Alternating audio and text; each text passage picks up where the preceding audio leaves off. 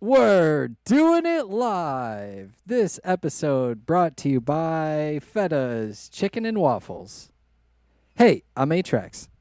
And I'm Fetta. We are working class nerds. Cue that intro.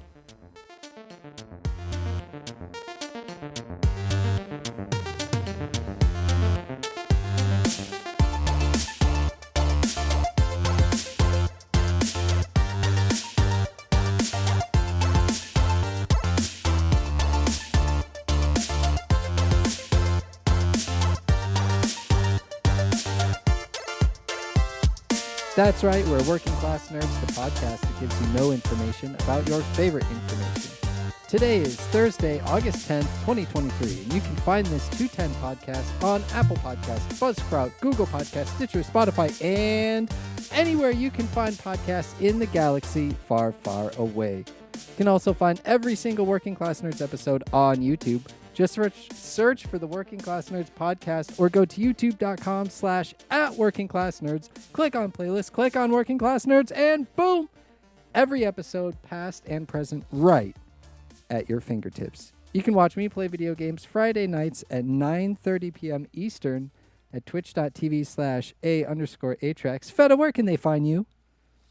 You can find me pretending to stream on Twitch at twitch.tv/Chetta_mini_painting. And you can watch Marcus play video games Tuesdays, Saturdays, and Sundays at kick.com/MarcusB814. Nick can play Division 2 video games every single Monday night, 8:30 p.m. Eastern at twitch.tv/NickVern51. We're all on the social medias, MarcusB814, at NickVern, and I am at Atrax_. And this week's episode, we have the most legendary Guild Wars 2 Sherpa in North America, an epic jumping puzzle speedrunner master, and overall awesome guy, Wripsik. How have you been, and what have you been up to? Welcome to the show. I mean, I actually just want to know how I can get you as my hype man in real life. You make me seem so much more interesting than I really am. You could take that clip if you want. I would love to just have it on a soundboard. I could play it on my phone at all times. Hey, this is me, everyone. And Atrax is like, wow, this guy. Oh, man. Yeah, man. Of course. What's the question? What have you been up to? How have you been? Welcome to the show. I've been doing really well. I was saying at the beginning I haven't been up to much, and that's mostly true, but I've been making the most out of my summers by spending a lot of time in nature, doing a lot of camping, getting out there in the outdoors and doing some fun stuff kind of away from the computer mostly. But when I'm at the computer, I'm usually streaming. That's what's up. Yeah. How's the streams been? Fun. It's been a really good time lately.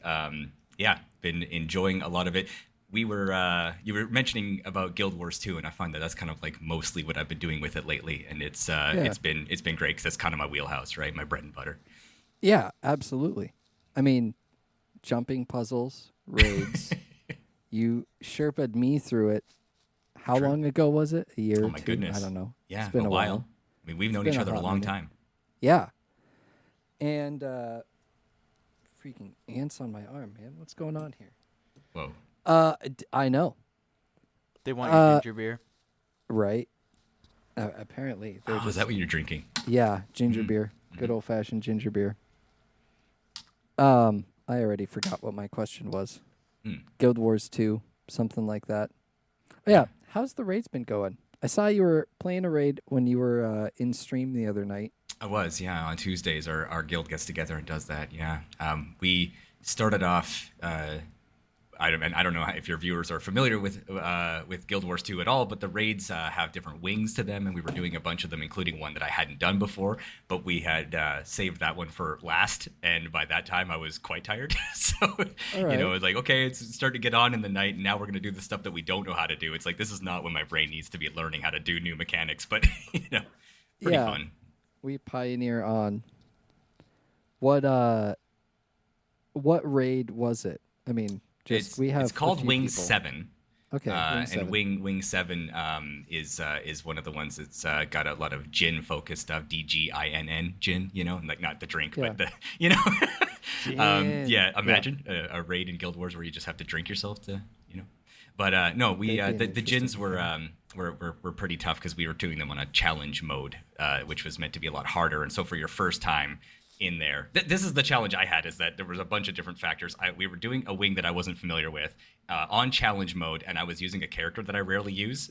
So I was doing mechanics that I wasn't familiar with a build that I wasn't familiar with playing. So it was kind of like, okay, this is not really the time of night to be learning all of this at once. But yeah, it was fun. It was fun. On challenge mode. Yeah. That's what's up. If you're going to do it, you got to do it, right? You know, I mean, after we weren't able to complete challenge mode and we went back to normal mode, it felt like a breeze. It was like, we could do this now because we tried the harder stuff, didn't succeed, and then now we can. Just absolutely demolish it. Yeah. So, for those, Guild Wars 2 is our game of the month here at the Working Class Nerds. Yeah, for August, because the expansion is coming out and all of that stuff. Yeah, like 2 weeks away or something. Yeah. Yeah, the 22nd, 12 days. Excited. Yeah, I'm really excited too. You've played for a while. How do you progress through the wings? Like, is it just wing 1, then you do wing 2, then not wing at all. 3? The wings are basically just set up to have different content in them, but technically you can attack them in any order you want to. They're not even numbered that way. I mean, they're just kind of numbered that way based on where you find them on the wall in the room where you go into them, I believe. So, okay, something like that at least. Yeah, and you can just do them right at max level, I think. Yeah, right? That might not actually be right. I think it's maybe the order they were released. But either way, they have their own names to them, right? So it's not even by difficulty. I even think that Wing 3, I believe, is the easiest of them. So yeah. Huh. You'd think you'd want to start with Wing 1. You'd think, right? I mean. And on raid night, we do. Well, there you go. Do them numerically. Why not? Might as well. I mean, if you can, right? Mm-hmm. That's what's up. Yeah. So, how have the trips been, too?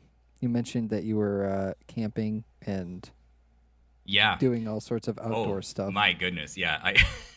I'm actually still dealing with the after effects of the one this past weekend, because we did 4 days out at a lake, not that far out of town, but it was very hot, which was great. But I believe that my personal situation led to heat stroke because I was unprepared for the level of heat or the length of time that I spent in the sun. So you could wear as much sunscreen as you think you need, but if you underestimate, like, you're gonna get cooked, right? And you guys probably can't tell right now. Obviously the listeners can't see, but you guys can see me, and you can't tell how much moisturizer I have on my nose right now, but my nose is like, if I don't put the moisturizer on, it kind of looks like Kirby shed his skin like a snake. Like, it's just peeling and it's super pink, and it's awful. It is, it is actually very, very tender right now. Does it burn too? And you can't really see anymore, but there was kind of a Neapolitan thing happening on my arm where I had brown arm and then a huge red stripe right around where my sleeve is, and then just white ice cream up here, Yeah, it was pretty bad.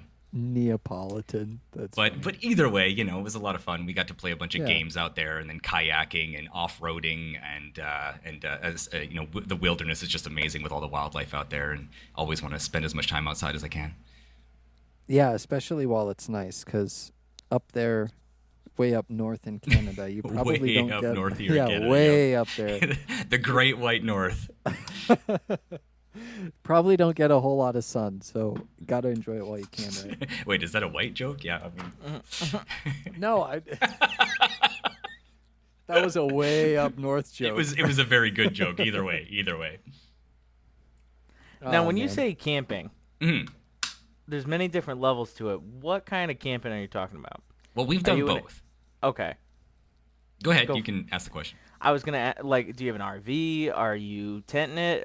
Is it sleeping bag in the stars? What kind of camping are we talking? Well, in 2 consecutive weeks, the first one that we did was the tent thing, where you take a tent out and you're basically just out there in a sleeping bag in a tent, and you've got just wildlife kind of walking all over your tent. We actually had frogs everywhere at this one site, right? Ooh. You'd wake up in the morning, just tiny little frogs about this big, just hopping all over the tent, and it was awesome. Except that you kind of had to be careful about stepping on them because it's grassy and they're just all over the place, right? And they don't move very fast at that size. So that part was really fun.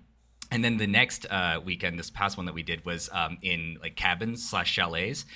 So it's still outdoors, off grid, no power. It's like lake pumped water, etc. So you have to do all the boiling and everything. So it's still like roughing it, but it's a lot less like you're in wilderness as much as being in a tent is, right?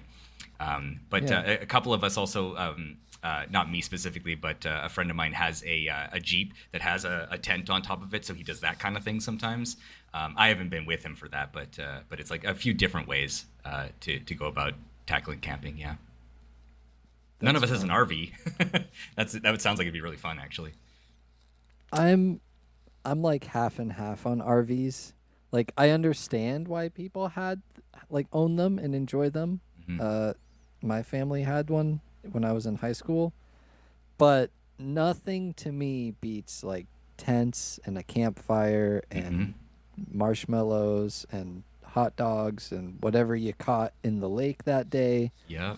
Like that's camping to me. Yeah, same. And that you just brought up a little point that kind of grinds my gears a little bit about one of my camping trips that I recently had, because there's a huge, like a straight up fire ban happening here in around our area because of wildfires and everything, right? And we were out there like with this expectation that we have to use a camp stove because we can't use a fire, right? And we get out there and just like every other campsite is just doing fires anyway, and I'm like, man. There's rules for a reason. Like, you may think that you're above it and everything because you got this fancy RV over there. But no, man. Everybody should be on the same level.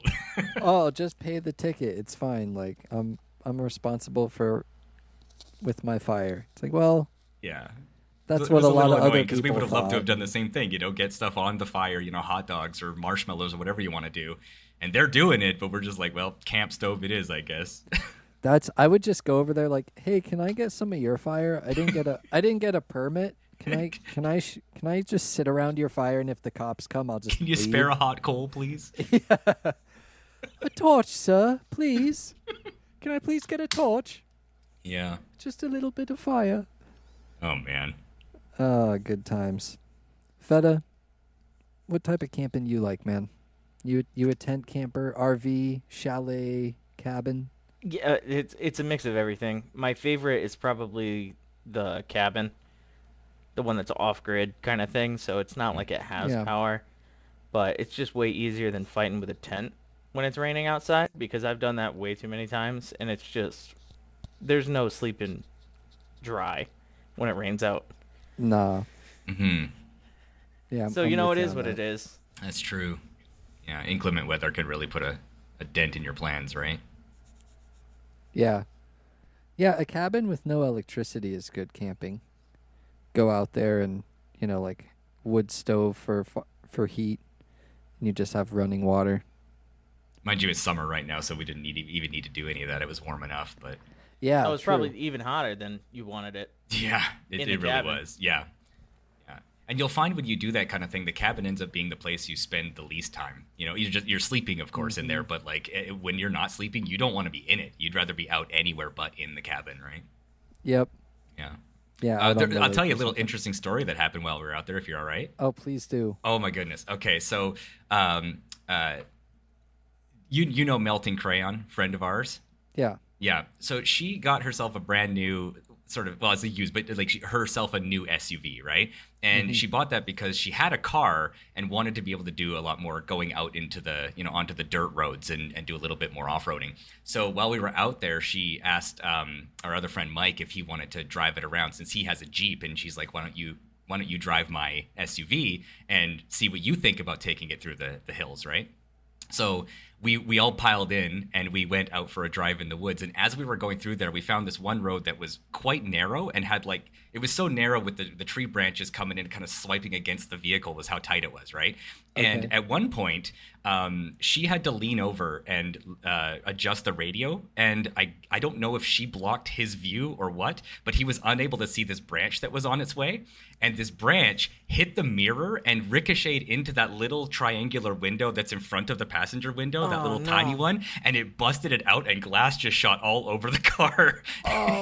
All over him, all over her in the front seat. And we all just stopped and went, what just happened? And when we got out to a survey, there's this big broken branch that had clearly hit that mirror and ricocheted in, which was actually it was bad that it broke everything, but it was kind of lucky because if that mirror hadn't been there, it would have just gone right in and hit Crayon. So yeah, it was bizarre how it happened. So she was kind of like, okay, well, I'm glad I didn't get hurt, but also now I have this busted window. Yeah. Get out the duct tape. Yeah. But she took it in stride. She's like, look, this is just part of, being an off-roader. Sometimes things are going to go wrong, and this is kind of funny. But yeah, that's why your off-road vehicles don't have windows. True, yeah. So all the branches. She's like, shucks, I got myself one with windows. Darn. Yeah. And nature's like, let me fix that for you. Let me help you out there. Yeah. Oh, that's awesome. Didn't expect that to happen anyway. It was funny. Yeah. That's what's up. Fetta, what have you been up to, man? How have you been? I've been good, hanging out, trying to manage the community. Not really doing much of that, but hey, that's what it's for. It manages itself. It's full of good people. What do I need to be here for? It's not a whole lot of difficulty managing the community. No. That's why we gave you the job. Sit back and it's the only one I can actually do. Yeah. But no, nothing. Working, normal stuff. I've been playing a little bit more video games since the last time I was on the podcast, which is really cool. I've been really into this game called Satisfactory. Ooh. You seem familiar with it. Not personally, but friends. Yeah, no, it's fantastic. It's like kind of a survival game. Not really. It's more like an engine builder game where you have to completely start with nothing and then build your way up to full-blown automatic production. Like right now we're working on getting the materials for a nuclear power plant. So it's just a whole bunch of organization and a lot of stuff that my type A OCD brain just loves to look at. Yeah. So that's been a ton of fun. And I guess another important thing was yesterday was my 27th birthday. So I went out. Let's go. Yeah. So I got out with some friends and my parents, and we went and got chicken wings. Chicken, buffalo wings. We love chicken here at Working Class That's Nerds. what I'm saying. I had to drag Nick along with me. He ended up coming, so that was great. Oh, my people. That's awesome. But yeah. What kind of wings? A ton of different flavors. Sweet Thai chili. There was a hot honey chipotle that was delicious. And of course buffalo. You can't knock the original. Nah. Blue cheese or ranch? Depends on the sauce for me. On a regular old buffalo wing. Blue cheese for buffalo. Honey barbecue and spicy honey barbecue ranch. Rip? Oh, I'm not a blue cheese fan myself. I'd have to go ranch no matter what. All right. Feta? Oh, blue cheese all day. Okay, yeah, polar opposite. Blue cheese on the spoon. Blue cheese on the spoon. It doesn't matter. This is perfect. It's a yin and yang, right? We got it blue is. cheese, we got ranch, and then over here it depends on the wing. It's a full Venn diagram. With Atrax right in the middle. Right in the middle. Yep. That's how this show works. That's good. We complement each other. I'll never eat your blue cheese. You'll never eat the ranch, right? No, it's a perfect pair. And we won't eat either because Atrax ate it all. I'll be stealing off both your plates like, oh, yeah, give me some of this, some of that. Yeah, sure. Oh, man. But, yeah, no. Been pretty solid. And then painting minis. Always. Anytime I can, I got a brush in my hand. What's the latest set that you've been painting? Latest set that I've been painting is a game called Moonstone. I've been really addicted to it. It's like a fantasy, grim, fairy tale kind of setting. So it's just been a lot of fun to kind of go hog wild with the models versus normally painting my Star Wars ones. So it's pretty much on canon for those. Okay. But getting a little stretching the creative brain, It's been a lot of fun. Describe, you kind of described it a little bit, but describe Moon. It says 2 to 4 players. Yeah. I'm looking it up here. Oh, absolutely. Award-winning fantasy skirmish game for 2 to 4 players. Yeah. Which sees you leading fairy tale-inspired characters in search of precious moonstones. Fetta, take it away. So the name's Take it on away. point. Yeah, game name's on point. It's perfect. The moonstones they're referring to are actually a set of 7 dice. So they're the 4-sided dice, the little pyramids. And you take all 7 and you throw them down on the top of the board in the middle. And wherever they scatter, that's where you have to go. So it's an objective-driven game, but the objective is always changing based on that, initial drop. And because they're dice, they have numbers on them. And the numbers correlate to how far down the moonstones are and how much energy it takes to actually dig them up. Oh, wow. And, of course, there's combat.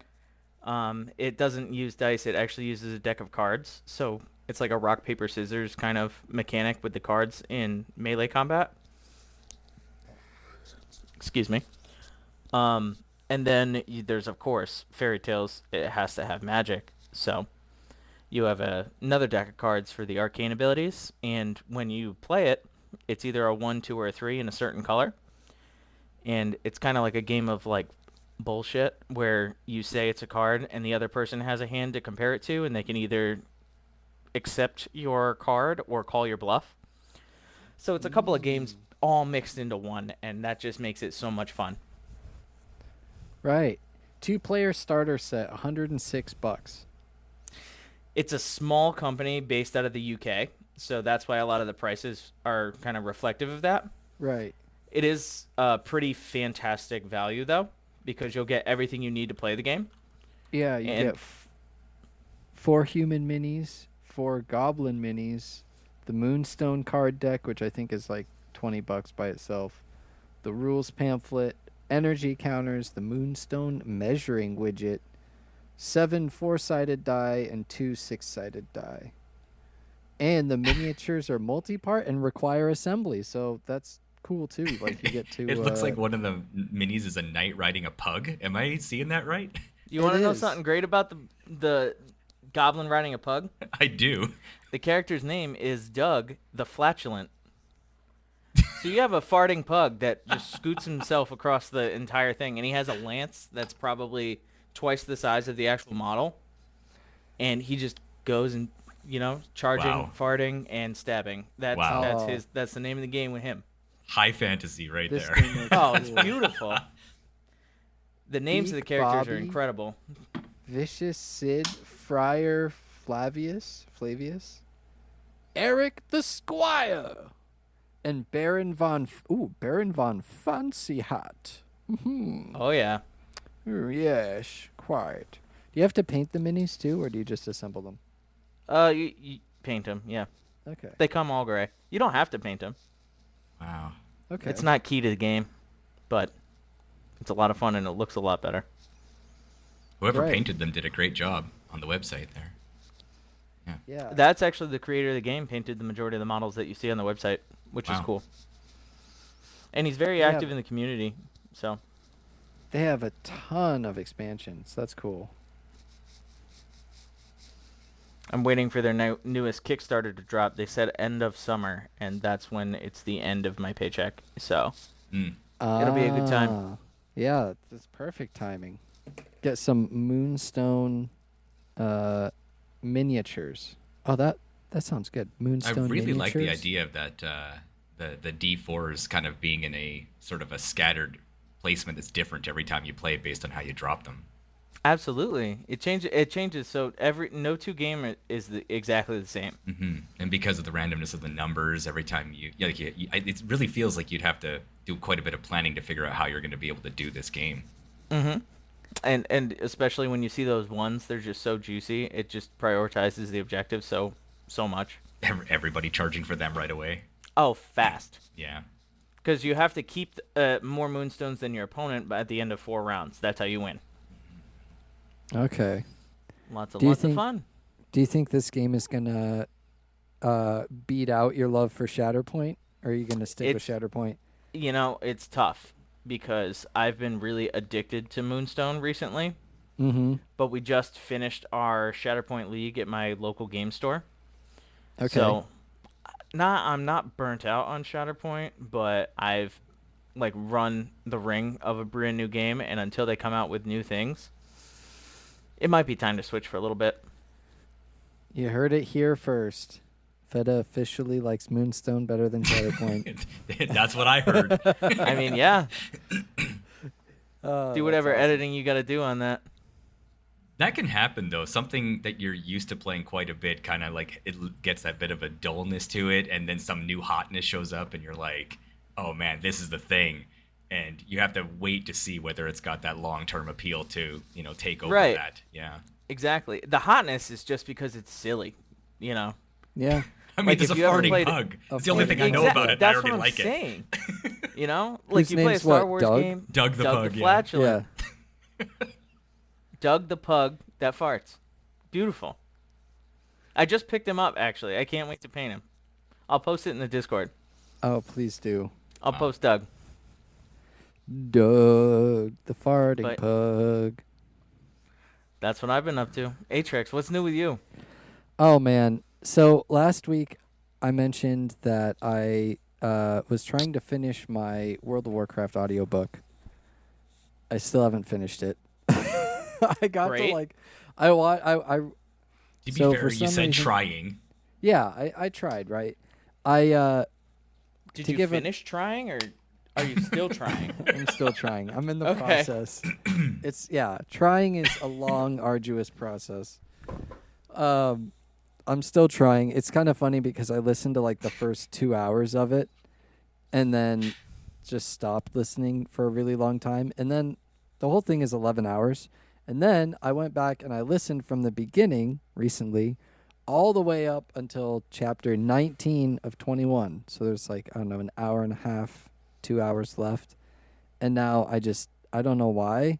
I'm just like, I don't know. I'd rather listen to music while I'm at work or something like that. Because I was listening to it at work. So, Are you still Maybe- interested in how it ends? yeah, well, yeah. Like, I still want to know what happens. And I also want to go to the next book, which is Well of Eternity. Like, I want to keep listening to audiobooks. I've actually been enjoying myself. But for some reason, I just would rather listen to music at work. So I've been listening to music. I don't know. It's kind of weird. I should have just finished the book. I mean, what are you doing later? That's a good point. Maybe I'll listen You're to it while I finishing fall that asleep. book later. All right. There it is. Decided. Then Yep. Tomorrow, the book is getting listened to. Got a stamp of approval. It's on there. Yep. You have to do it now. It's Friday. official. Yeah, you're gonna pop into my stream tomorrow. Like, did you finish the book? Yep. Straight up. Is it done? Did you finish it? Well, I will say though that this listening to the book has gotten me to start playing WoW Classic again because that's like the timeline. So the book that I'm listening to is called Rise of the Horde, which supposedly starts like right before Classic. It's supposed to be the like build up into the Horde side and all of that nonsense and good stuff. And it's been cool listening about like the orcs' origin story and learning, how the clans came together and Gul'dan is involved and like all these characters that because I've played a ton of WoW just casually and like, lore didn't make a whole lot of sense to me because I came in so late, and there's so much of it that like it's just, you just tab through the quests, just accept, turn in, complete quest, give me the new armor, give me the new gear, let me get to max level so I can do the raids. But some of the characters that I have now heard about and see where they end up, it's cool seeing hearing how they started, specifically like Gul'dan and Kill Jaden, because I did the raid where I killed Kill Jaden, so like it's interesting seeing how his influence started and all of that stuff. And I started playing Classic WoW as an orc warrior just for the fun of it. And already it was the orcs came and this and that from the Horde and the first cutscene and Duratar, like, the Duratan is one of the characters in the book. And, so it's like you relate some of these random things to it. Like, oh, hey, this is another character that's now giving me quests. And I heard about you in the book too. So I was just about to ask you about that. yeah. Like because you were saying that generally you would go through those menus and be like, yeah, whatever, next. But now that you've got the backstory on some of these characters, do you feel like playing through it again allows you to sort of have more focus on the characters that you heard about?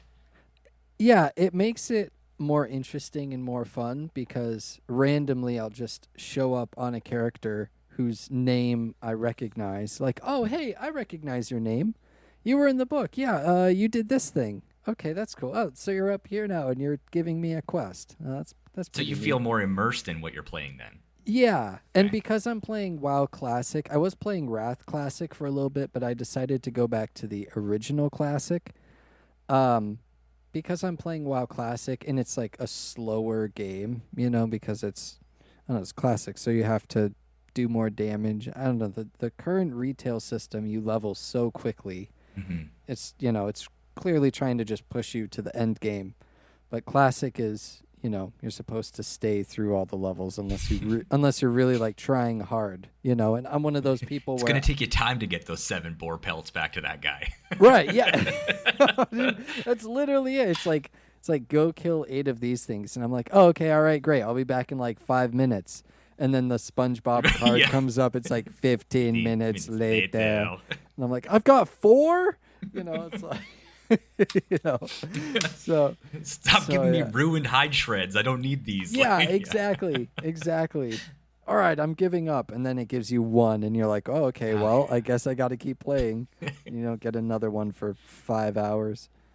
But I mean, it's been fun because IEM Cologne has been going on, which is a Counter-Strike Global Offensive event, CS:GO. It's the last big tournament, like S-tier tournament of Counter-Strike Global Offensive, because now Valve is introducing CS2, which is, for those who don't know, Source 2, Counter-Strike Source 2, which means they're upgrading the engine for CSGO. So CSGO will be no more, and it will be Source 2. It's kind of like what Overwatch and Overwatch 2 did, like Overwatch 2 is just taking over and all your stuff transfers over, but they are like, I don't know the exact details, but the game engine is fundamentally different. So instead of certain smokes working certain ways, now because the engine is completely different, the smokes work in a completely different way. Before they were like, it would just be this big puff of like static smoke that you couldn't really see through or anything. Now it's a big volumetric plume of smoke. When you shoot at it, you see like little bullet holes that go into it. And you can throw a grenade and it'll like blow a hole in the smoke. And then the smoke will eventually like reconvene into it. I mean, it's really cool and I'm really excited for it. But seems like a focus on a little more realism. yeah. Mm-hmm. And completely refreshing a game that is now, 10 years old, but still one of the most popular and dominant games out there. Now this will just, once Source 2 comes out, people won't play, at least I imagine people won't play Valorant as much because it's going to be huge. But IEM Cologne was the last major event for CSGO. Not the last major, the last S-tier event for CSGO. And the production value, in my opinion, was really, really good. They had good interviews. The fans, I mean, like, it was a sold-out crowd in Cologne, and you could hear the chants in the arena and everything like that. I mean, even on the stream, it was wild. And the grand finals, G2 won 3-1, which was, for me, really awesome to see because, I mean, I like G2. I think they're a really cool team. I'm sure a lot of people out there have no clue what I'm talking about, but that's okay. If you don't, just search IEM Cologne Grand Finals and watch the CSGO event because, I mean, we all like video games here, and esports, I think, are something that, I mean, it kind of needs some support, We gotta watch it. Someone's gotta watch it, right? Maybe not. I don't know. Well, I mean, given your description, it sounds like a lot of people were watching it. Yeah. A ton of people were watching. Grand finals. It had an audience. Yeah. Yeah. Yeah. The last major event for CSGO, yeah. This isn't like a round 1 skirmish or something. This is the big one, yeah. Yeah, but go watch it. I think it's just a cool event to see. There's a lot of big events and productions, like NFL events and stuff like that. But it's cool to see video games reach a level like that where they're selling out arenas for a grand final with, I think it's like $1 million or something like that for the prize pool. Just, I don't know, I guess it's not that big for... It's huge. $1 million? What are you comparing it to? I was comparing it to Fortnite? I was comparing it to like traditional sports. Oh, okay. Traditional sports have been at that level for decades. That's true. Esports really didn't esports come is into the getting there. mainstream, until for like what, at 5 years, and that's generous, right? Yeah, I guess that's true. At least in North America. Yeah. Yeah, it's a good point. Anyway, grow the esports. Let's get it. Let's get it there. I think it's Amen. I think it's a ton of fun. And let's see, I had something else too. What was it? I forget. Let me look at my Steam library real quick. I'm sure that there's something that I'm missing that I wanted to talk about that I didn't write down. A lot of the too busy games listening that to we an looked audiobook. at for PAX East are starting to come off of my, wish list. What was I? There was Are they something that really? we played. Yeah, no, I was getting really excited because it was like I get the emails and it's like, hey, it's available off your wish list now. The heck?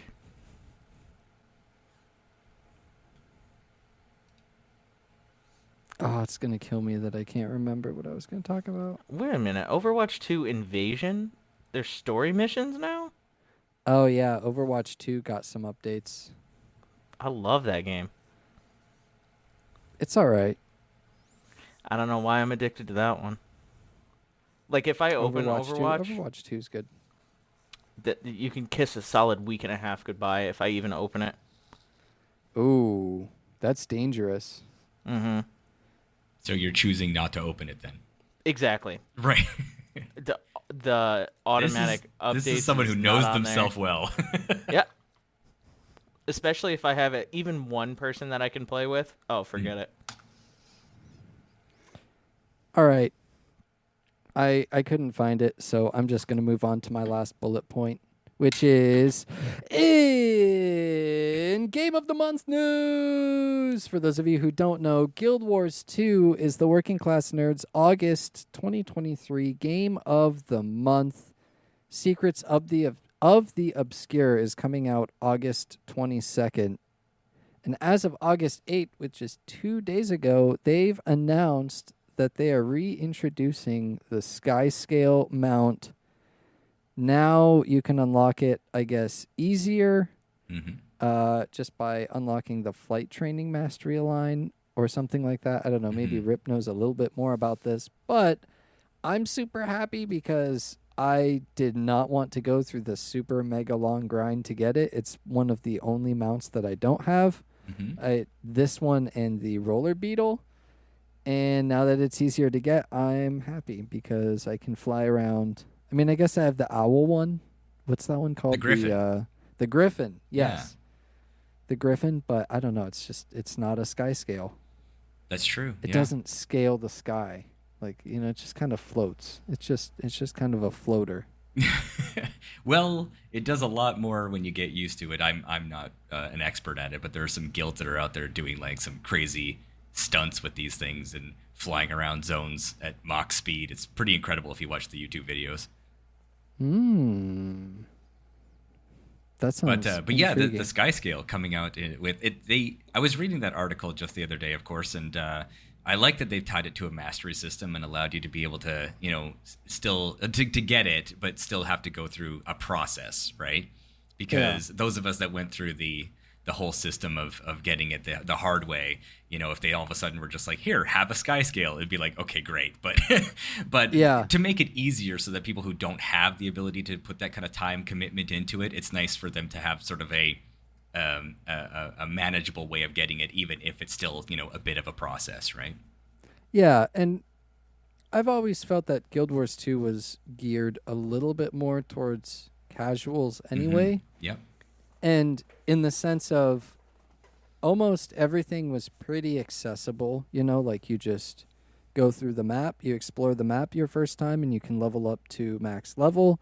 And then right away you can do fractals, which are dungeons and raids, Mm-hmm. right? Or very early on, I think it's level 10. If you want to, you can jump into PvP because the gearing and talent system in PvP is completely different from the rest of the game. And they purposefully designed it that way so people can just jump into PvP. They don't have to spend forever grinding for gear and whatnot. So I like that they're making the mounts, at least the acquisition of the mounts, a lot easier, because for me, someone who played Guild Wars 2 for 300-400 hours on at least one character, the sky scale was just like, oh man, this is gonna take forever, and I already spent forever trying to get the base mounts and some of the more basic ones. So I am happy personally. I'm a happy one with this change, but I also didn't spend the time to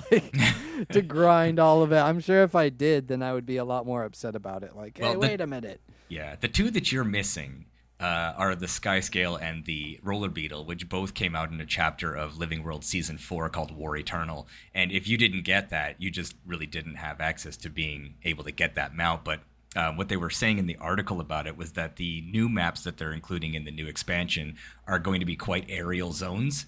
And so they kind of wanted people to have access to that, even if they didn't previously have the ability to go and get that mount and already have it when it releases.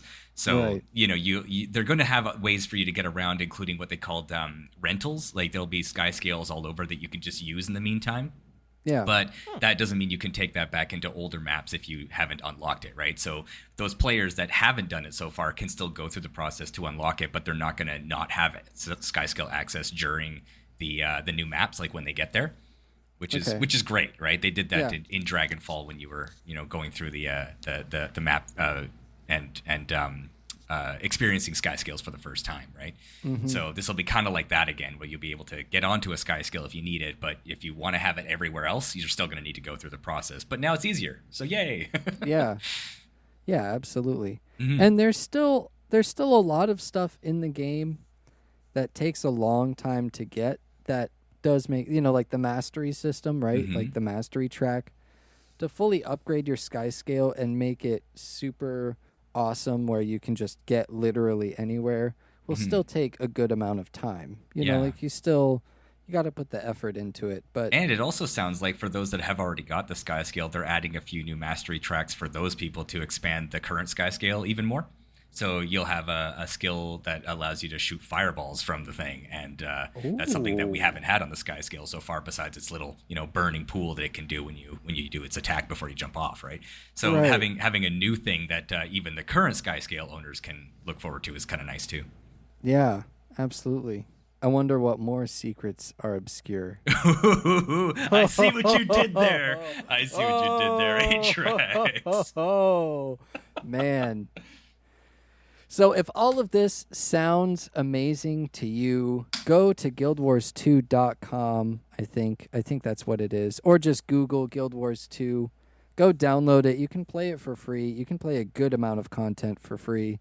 And you can get to max level on a free account. Right?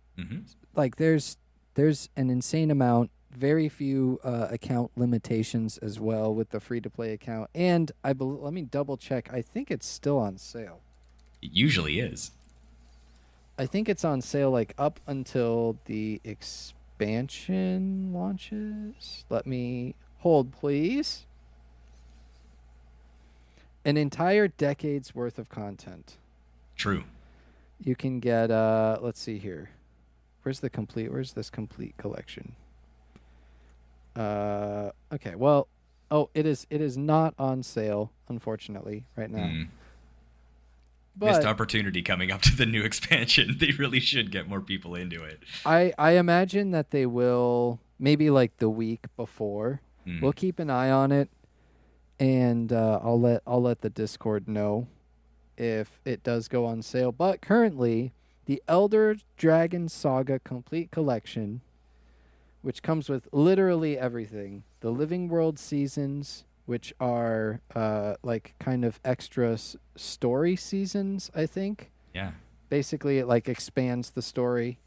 which they are paid content. But 2 through 5, Heart of Thorns, which is the first expansion, Path of Fire, which is the second, and End of Dragons, which is the third. You also get 2 shared inventory slots, 2 max level boosts. So all sorts of great stuff in there, which, I mean, if you're just starting out for the game, you don't want to use those max level boosts, but they will help you later on because you're going to get addicted to the game and you're going to have fun. I really enjoyed it. I played it for a good long time. I think it's a great RPG.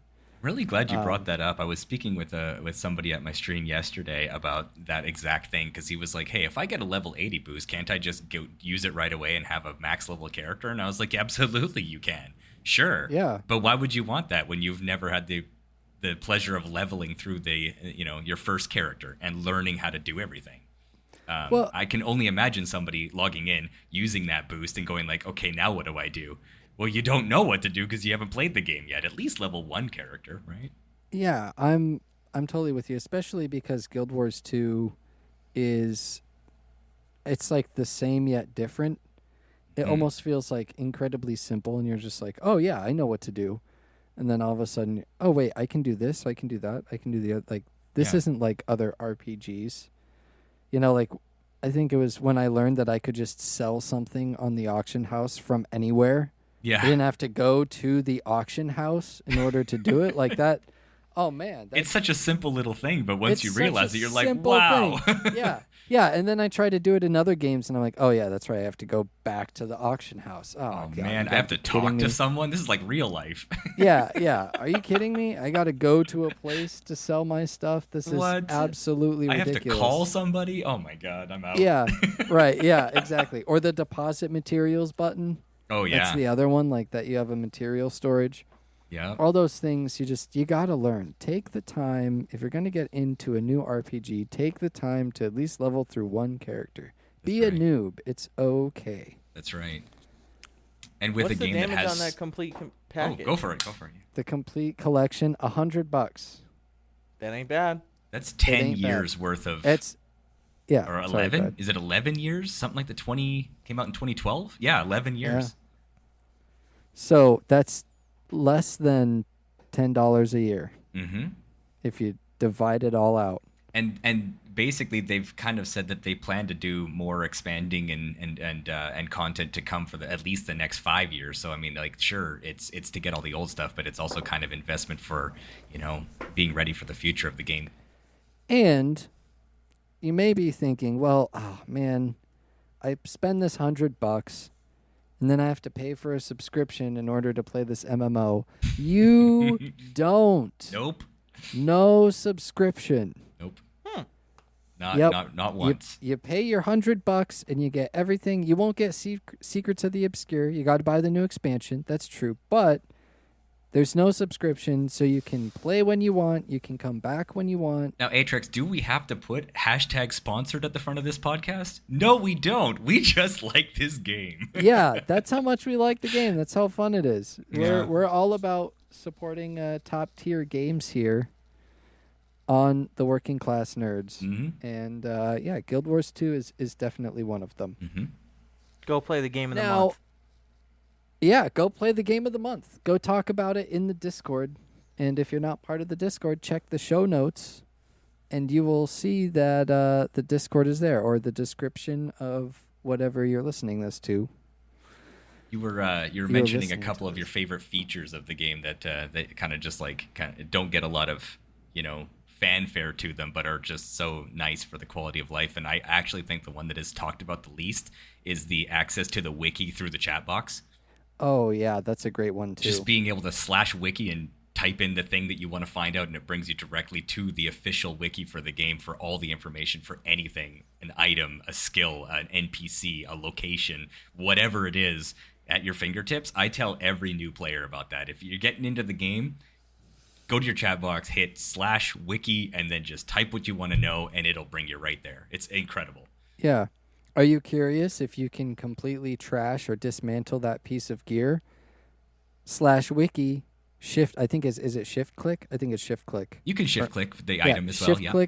Shift click the item name, hit enter, boom. You're wiki right there. Pops up. It can tell you, haha, this item that you got is trash because like 99.999% of the items that you get are dismantle or trash for sale. So you make it seem so important to collect items in this game.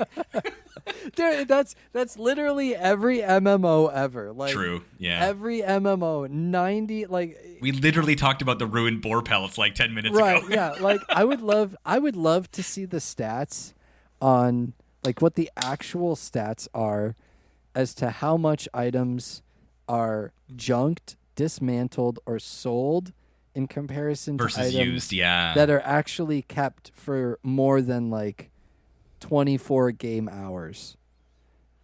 Like that's game fair. day. How long do you keep a piece of gear or an item or a weapon for longer than a day? Like a game day. You playing for 24 hours. How long in an MMO does it take? It's probably really, really small. Yeah. Yeah, it really is. Because I think generally that's because the only reason you would really keep one is if you intend to use it on a character. And if your characters are already max level, the chance of getting an item that you can use on a character that's already, kind of geared to do that level of content is pretty low. Yeah. And so you're probably thinking more along the lines of a character that you're currently leveling, but then why hold on to that piece when you can probably just sell this one now and then rebuy it when you need it, right? Yeah, exactly. Yeah, so you're right. Good times. Good times. Well, Nick isn't here to complain that his bladder needs a check, but I still think we need a break. Oh, before we do, oh my goodness, I can't believe I almost forgot. In AIE news, I've never actually done this, so and there's no notes to tell me what to say, so I'm completely doing this off the cuff. Let's see if I can remember 40 episodes in or something like that. In AIE news, Tuesday night is mandatory fun night where the fun is mandatory, but attendance is not. Destiny 2 is the game and SPOTOR starting at 9 p.m. I believe it's 9 p.m. Eastern time. And let's see, Marcus, I think, just does random stuff in Destiny. I have no clue what they do in SPOTOR. But Marcus usually is hanging out, streaming, and helping people through new light campaigns, going through dungeons, all sorts of that fun stuff. AIE also, the guild for you, plays all sorts of different games. World of Warcraft, Guild Wars 2, Lord of the Rings Online, Final Fantasy 14, Elder Scrolls Online, Rocket League, I don't know, any other game.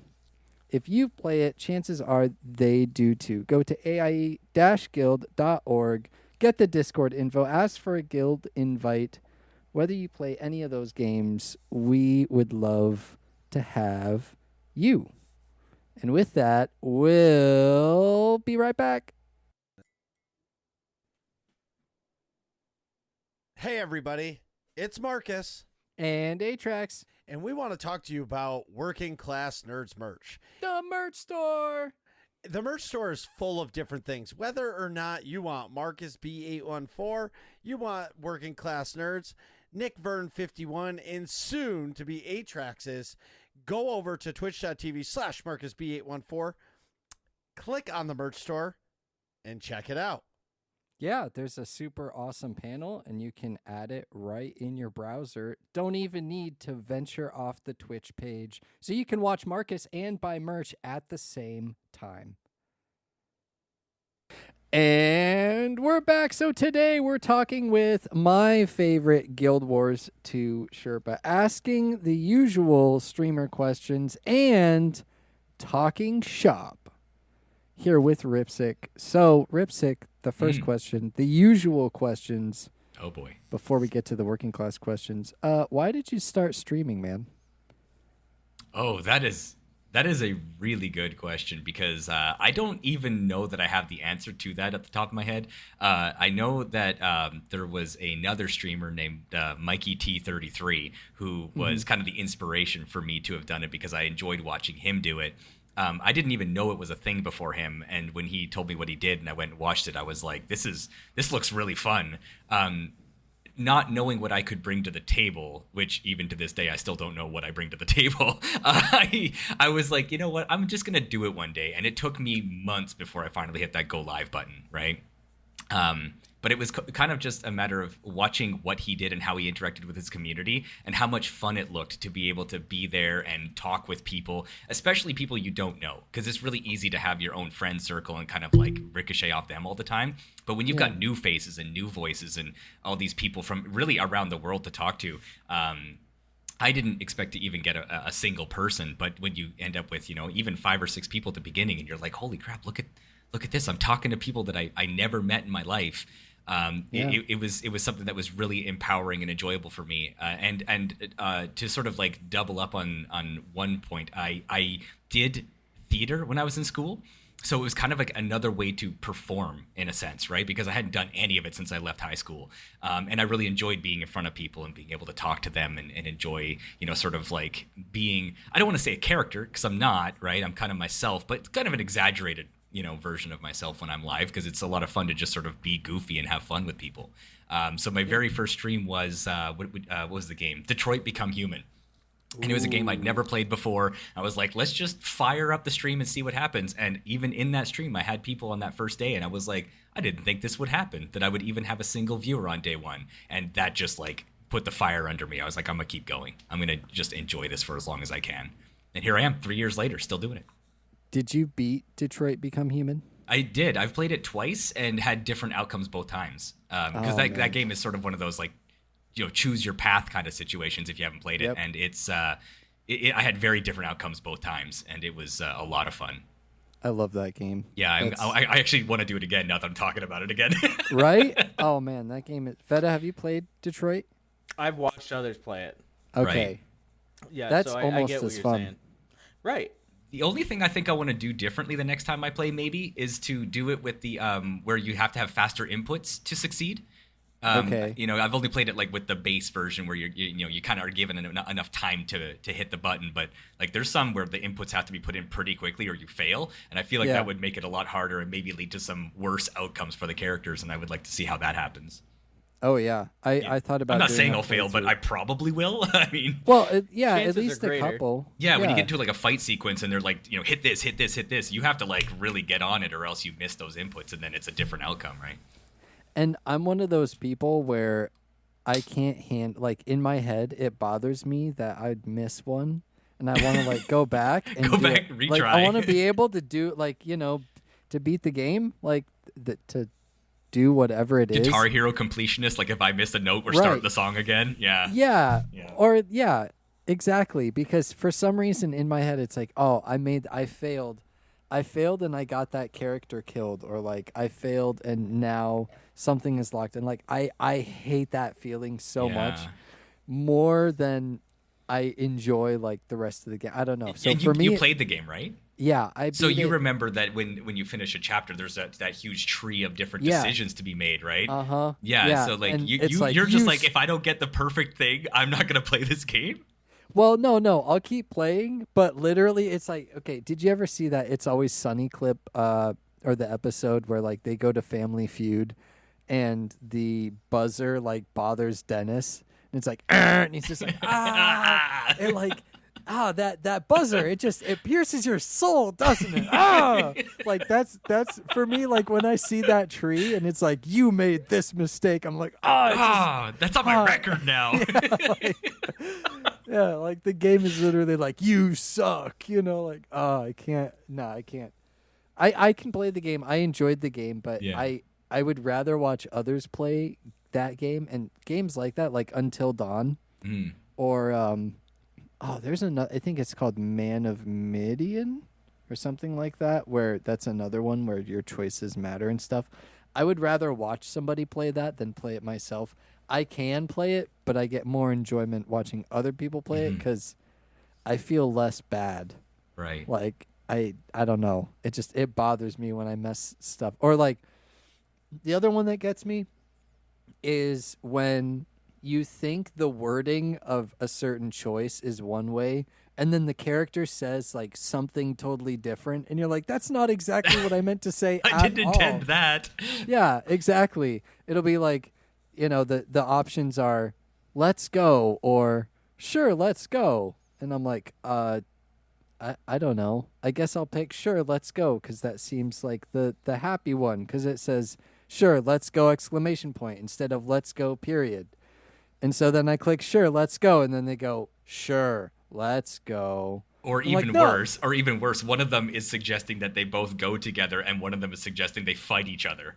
Right, yeah. Let's go. Yeah. Sure. Put them up. Let's go. You're like, I didn't want that at all. Yeah, I just wanted to leave, man. Yeah. So those games are good times though. So anyway, long story short, yeah, I guess I just wanted to stream a little bit. No, I'm kidding. Yeah. Meanwhile, we don't have Nick to do the soundboard. Dang it. The Meanwhile, 10-second delay back on at the ranch. soundboard. Yeah. Wait, I got a button for that. Wait, hold on. Yeah. Hang Hold, on, please. let me find it. I've gotta got a pull it button up. for that. Meanwhile, back at the ranch. That's the thing in double play. Oh man. Gotta love it. So Rip, you've played Detroit, you've played Guild Wars 2, you've Sure. played a ton of other games. I What have, is yeah. your favorite game of all time? Oh boy. It's strange to be sitting here and feel a spotlight on me that doesn't exist. Right? Um, Yeah. And I mean, we can give what we call on the show a Mount Rushmore, meaning like you can give one or two or three. If you really can't, like if one game doesn't pop out in your head right away, you can give like, yeah, I love this. I've always played this and Yeah. this, I guess I would have to say, and this is going to sound so stereotypical given the episode, but I would have to actually say Guild Wars 2 because of the sheer length of time I've played it. It's been 11 years and I played it like right from the beginning. So Right. it's kind of hard to suggest that there's another game that would have that level of like, length in my life. Right. And considering the amount of content I think I've gotten out of it, I can't really imagine another game being able to do more than that. But I wouldn't say that there are games I wouldn't have considered in my favorites, right? Like, I mean, Yeah. I could even say like for the amount of times I've played through a game, because Guild Wars 2 doesn't really offer you that. There's no like actual endpoint, right? But a game like Mega Man 2 for the NES, like I played that game through so many times, and I wasn't really speed running because that wasn't a thing at the time, but I was like, I would play that game all the time. I was trying to find different ways to set up the different bosses in a certain order to try to be like, okay, is this going to be better than this way? And eventually figured out my preferred way, which I don't know if it was the same as everybody else, but yeah, like I mean that's a simple game I could say I've probably played more times through than a lot of other games. But as far as interest level, I think Guild Wars has handled it longer, right? Let me make it more difficult Do it. because I know that when people first ask what's your favorite game, most people, especially because we've been talking about video games, think video games. This, of course, this is just game. This applies board game, card game, all of that. So are you saying that Guild Wars 2 trumps like Magic, for example? I was about to use that as my next answer. Okay, Yeah. all right. So what's your favorite game? Like just game. It honestly, can be anything. It's Tic-tac-toe. Oh my goodness! You Go you fish. get me with an X's and O's, baby. Let's do this. I'm in. Shoots and ladders. Oh man, like nothing better. I just got chills. Oh, as soon as you hit the head of that snake and you got to go back down. I mean, nothing gets you worse than that, right? Sorry. Down bad. But no, I mean, I guess as gaming goes. Oh, actually, this is kind of funny because I actually started Magic the Gathering about the same time as I started Guild Wars 2. And given that I worked at a game store for 8 years and got to play Magic like weekly with all of my friends at the time, that might have to be the game that I have enjoyed the most over my time. Yeah. All I mean, right. I was showing Fetta, like I've got boxes of Magic cards right behind me and in my room and decks here and boxes everywhere. Yeah, and I've even got the polyhedral. We were talking about the dies there, and it's got a little symbol on it for Nicol Bolas's horns, which is from Magic the Gathering. Like it's just been such an integral part of my life for sure. And not only that, but Magic the Gathering has led to me being able to travel to different cities for play at different conventions and stuff as well. So like it's taken me to a lot of places. That's awesome. And usually you don't have games kind of hit you like that much in your real life to like usually you'll play them at your kitchen table. It's not going to be like, hey, I'm going to Calgary to go play in a Magic Open with 2,000 other people, right? Yeah, yeah, absolutely. Although I guess there's also something to be said too for Guild Wars having been something that once I started streaming has led to me meeting actual people in real life through Guild Wars as well. So that's true. Both games have had a huge impact on my life. Yeah, well, that's awesome. Those are, they're both quality games. Yes, that's why they've been around so long. So, would you describe yourself as a PC? Actually, you know what? No, let me ask this question first. Sure. Because you mentioned that you worked in a game store. Mm-hmm. So, what is your best memory working at the game store? Because I'm sure you have plenty of good ones.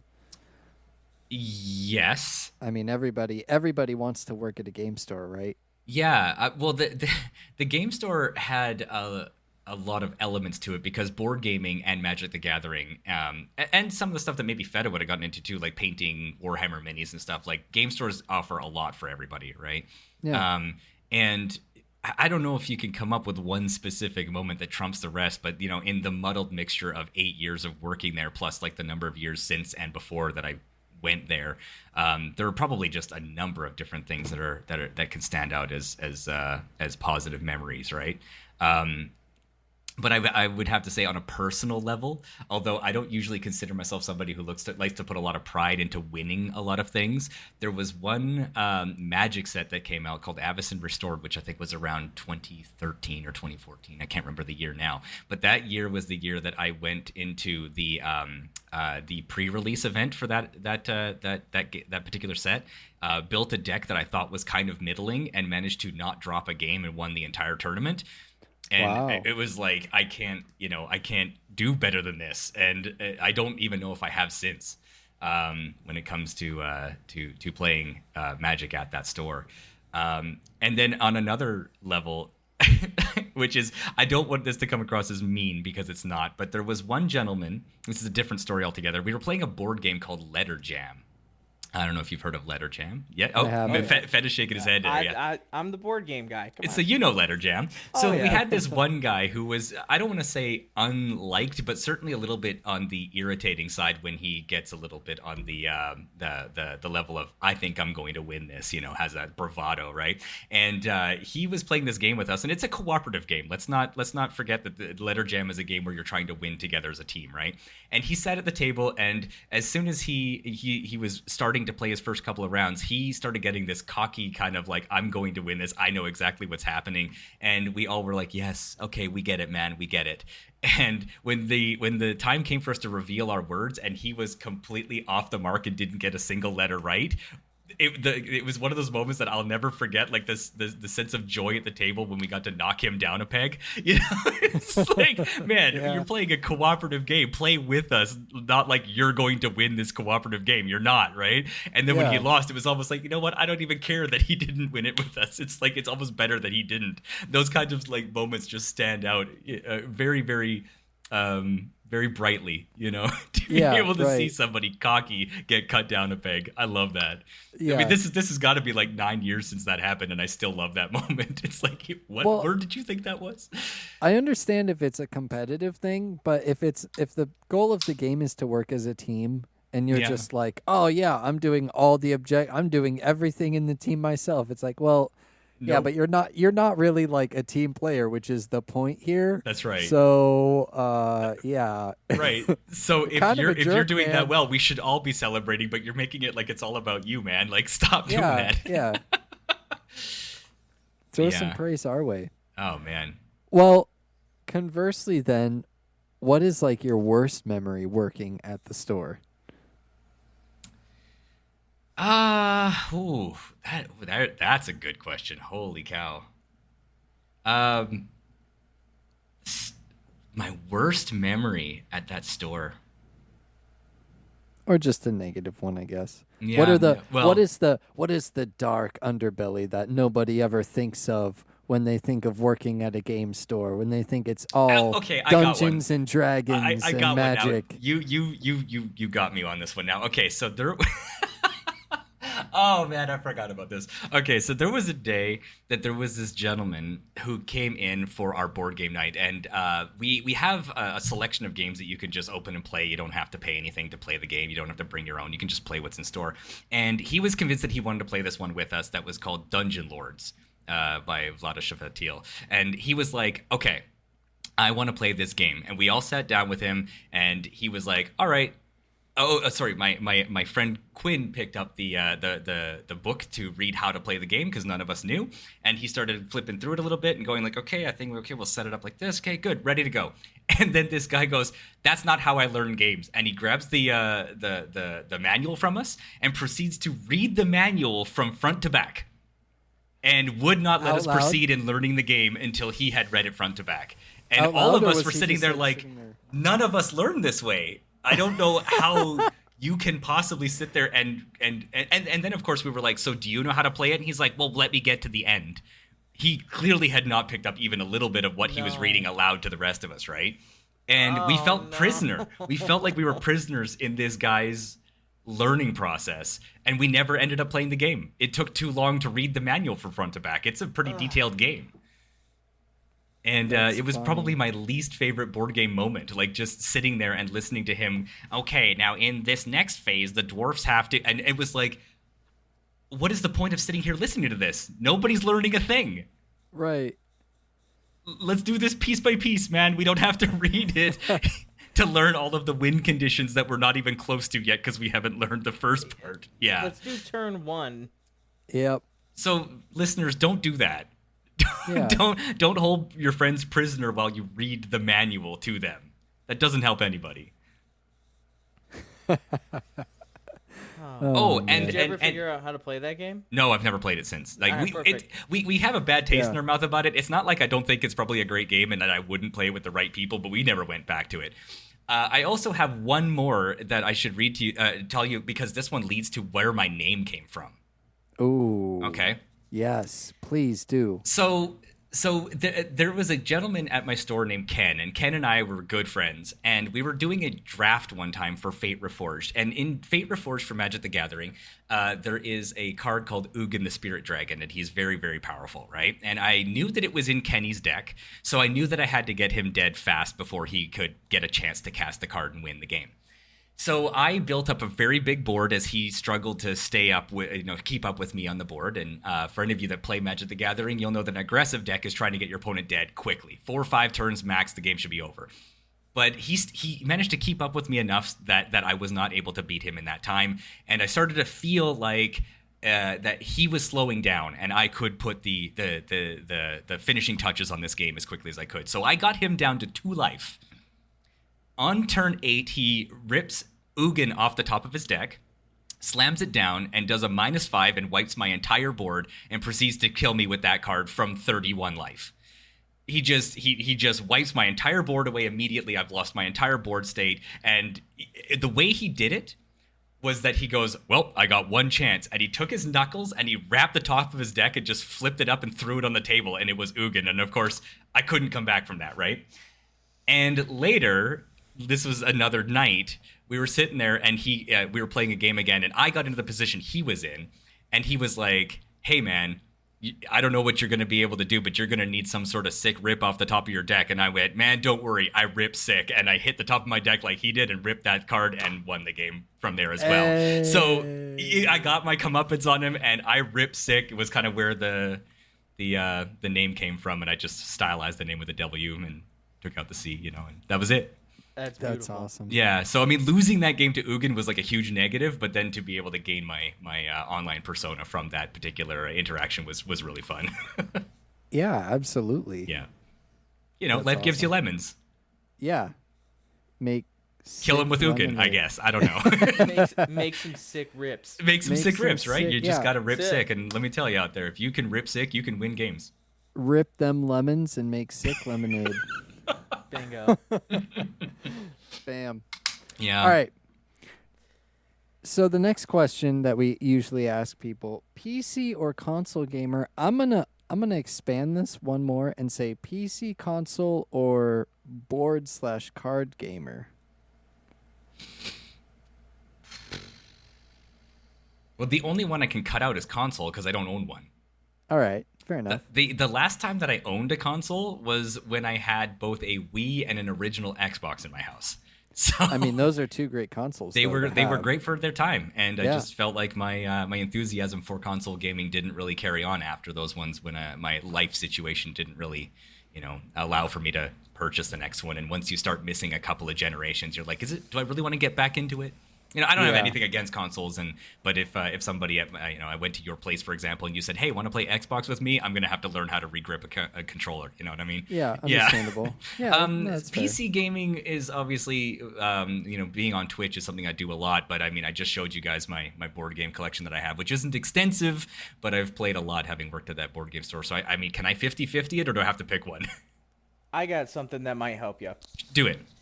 So you meet somebody at a coffee shop and you get to talking, and all of a sudden they're like, "Do you play games? What kind of games do you play?" What's your answer? I would probably go with the board game side of it. I think I'm a lot more familiar All right. with them, and I feel like it's a broader spectrum for me to be able to speak on. Yeah, you guys might know. Atrax specifically will know that I don't have like the greatest breadth of PC games that I'm used to playing. I play the ones I like a lot, but I don't really branch out a lot. But with board games, it's kind of like sky's the limit. You can play almost any kind and get some kind of enjoyment out of it. So I'd probably talk right. about board games more than I would about PC games. Oh, that's a great line of reasoning. I'm gonna have to use that. He's a board gamer. We love it. Yeah. /card. right. You said board /card, so I mean, Yeah, Magic board has and to be card. in that Right, conversation. yeah. Right? Tabletop. Yeah. Yeah, tabletop. There you go. That's sure. a great way to Tabletop. describe it. All right. What is, and I have to ask this because it's, Guild Wars 2 month, and Okay. you're a Guild Wars 2 streamer and all that. And I have to introduce this part of you now to the community as well. What is your current jumping puzzle time? Oh, I can actually pull up Live Split right now and let you know. And while he's looking it up, I'm going to explain to everybody at least a little bit of what it is. Rip has compiled an extensive list of the jumping puzzles in the game of Guild Wars 2, which are exactly what they sound. It's platforming puzzles, and at the top, if you get an achievement and a chest, if you've done the jumping puzzle before, you don't get the achievement, but there's a chest at the top, and you can get daily rewards from it. And there's, I don't know exactly how many, but there's a good amount of jumping puzzles in the game. And Rip has compiled, I believe, is it all of them? Rip? No, I have left out I don't know the exact number, but I would say roughly 5 of them. Okay, I know you left out, I think, the World versus World one, right? No, I left that one in. I left out the PvP lobby, the one that goes all around Lion's Arch, Okay. and a couple of others that were not really worth Right. considering. So it's almost all of them. It's 48. It's 48 of Yeah, them. 48. 48. It's almost all of them. It's all the good ones, all the ones worth doing, and you just speed run them. You try to get them all done in one stream, right? Yeah, I do often, yeah. So what's the time? 1 second off of 2 hours, 36. For 48 Nice. platforming puzzles? Yeah. Yeah. Yeah. Maniac. In now- different areas, right? That includes the time that it takes for me to get to each of them, because you have to map travel and get to them and everything. Yeah, so assuming that things go well, I'm trying to cut it down every time I play, but I also should preface that this isn't like a professional thing. This isn't some compiled Right. list that everybody plays on. This is my own personal one, so it's only for my own pride to see if I can do better than I did last time, right? Right, of course. But Well, it's got all the heavy hitters on there, so anybody who plays Guild Wars and knows about them, it would have, Searing Ascent and Chalice of Tears and Griffin Rook Run and all the ones that tend to be difficult to, or what most people would consider to be the difficult ones. So it's not like I'm only doing the easy ones. I can confirm that Chalice of Tears is in fact that. Yeah. And It's one of my favorite parts of the game is being able to use your character in such a dynamic way, right? Being able Yeah. to jump on each of these pieces of terrain that, if you didn't know was a jumping puzzle, sometimes you wouldn't even know what you were up to, especially when you're exploring the world and going like, hey, what's around this corner? And then suddenly you're in one, right? I love that. Yeah. And Yeah, Guild I Wars do 1, too. you couldn't even jump. So So huge upgrade. You couldn't jump or swim. There was lots of things in that game that you couldn't do. So in this game, having the ability to do that, I jumped all over it, so to speak. Oh, yes. We love the puns here. I knew that was dangerous. I gave it a try Put anyway. that one in the database. Good times. Is that a database, like a dad joke? Yeah, dad. Oh, yeah. Is Dad it? Okay, dash I'm with you. A dash base, the database. It's our dad joke compilation. Yeah. If you want access to the database, go check out the link for the Discord in the show notes or the description of the show. Gotta love that self-promotion for the Discord. Hop in there, get all those fun dad jokes. And recently I got linked by somebody in my community to somebody who also does jumping puzzles and apparently does it a lot faster than I do, which tells me that I've got a lot of work to do to become one of the better ones out there. But I still enjoy doing it, and it's a lot of fun when you see people come in and they tell you, hey, I hate doing jumping puzzles, and I'm like, oh, hey, watch this, Yeah. Do you remember what your original time was? Oh, well over 3 hours. It was for sure like closing in on 4 because I mean it wasn't that I was not good, but I didn't have a good route. I didn't know where I should be at any given time, for trying to do it where I could kind of make the route circular around the map as opposed I was kind of jumping all over the place, right? Again, so to speak. Yes, but you were. Yeah. Yeah. Yeah. Well, but still, it's cool to say that like I've cut my time down by what, an hour and a half at least, Yeah, something like about that. an hour or more. Yeah. That's pretty sweet. Yeah. Do you have any? So you've done this on stream. Do you have any streaming goals?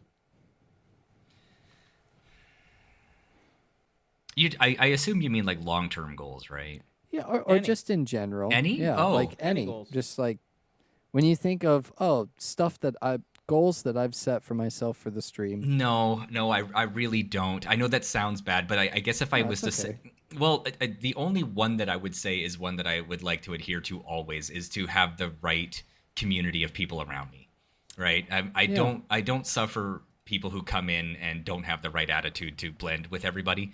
And as long as my stream doesn't matter if it doesn't explode or become a gigantic thing. I mean, I think I'm closing in on 1,000 followers, but that number doesn't really mean that I'm succeeding or failing to me.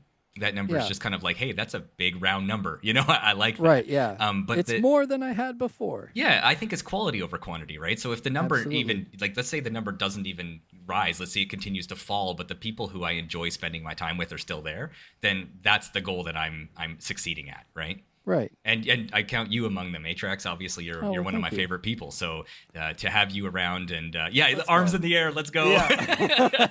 But people like yourself and those that have been there, especially like the mods and those that have come in and continue to show support, whether I'm doing anything interesting or not, are just like it. That's what means the most to me. So my streaming goal isn't to be the best streamer or the biggest streamer. Like I couldn't handle being a Hassan or a Pokimane or an XQC. The numbers that those people have, I could never handle that as a human.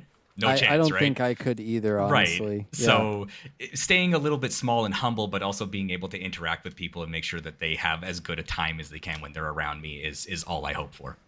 Yeah, still providing quality entertainment for I try. us who enjoy it. What's been really hard about that on the is list. that I've kind of situated myself a bit as a Guild Wars 2 streamer specifically, right? So when I find that, even though the numbers don't matter to me, I do notice that when I'm doing games that aren't Guild Wars 2, there's not as many people around, right? I love Marvel Snap. That game, when it came out, just it got me. And I've been playing it every day since. And I love streaming it. I love like getting excited on stream and going, yeah, I did that combo and it won. And, I get like 3 people going like, woo.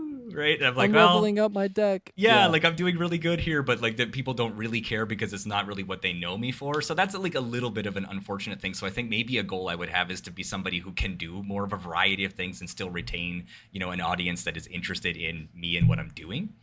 Yeah. But that's just gonna require me to start doing it more, I think, and just like to hell with whoever's requiring me to be who they want me to be, right?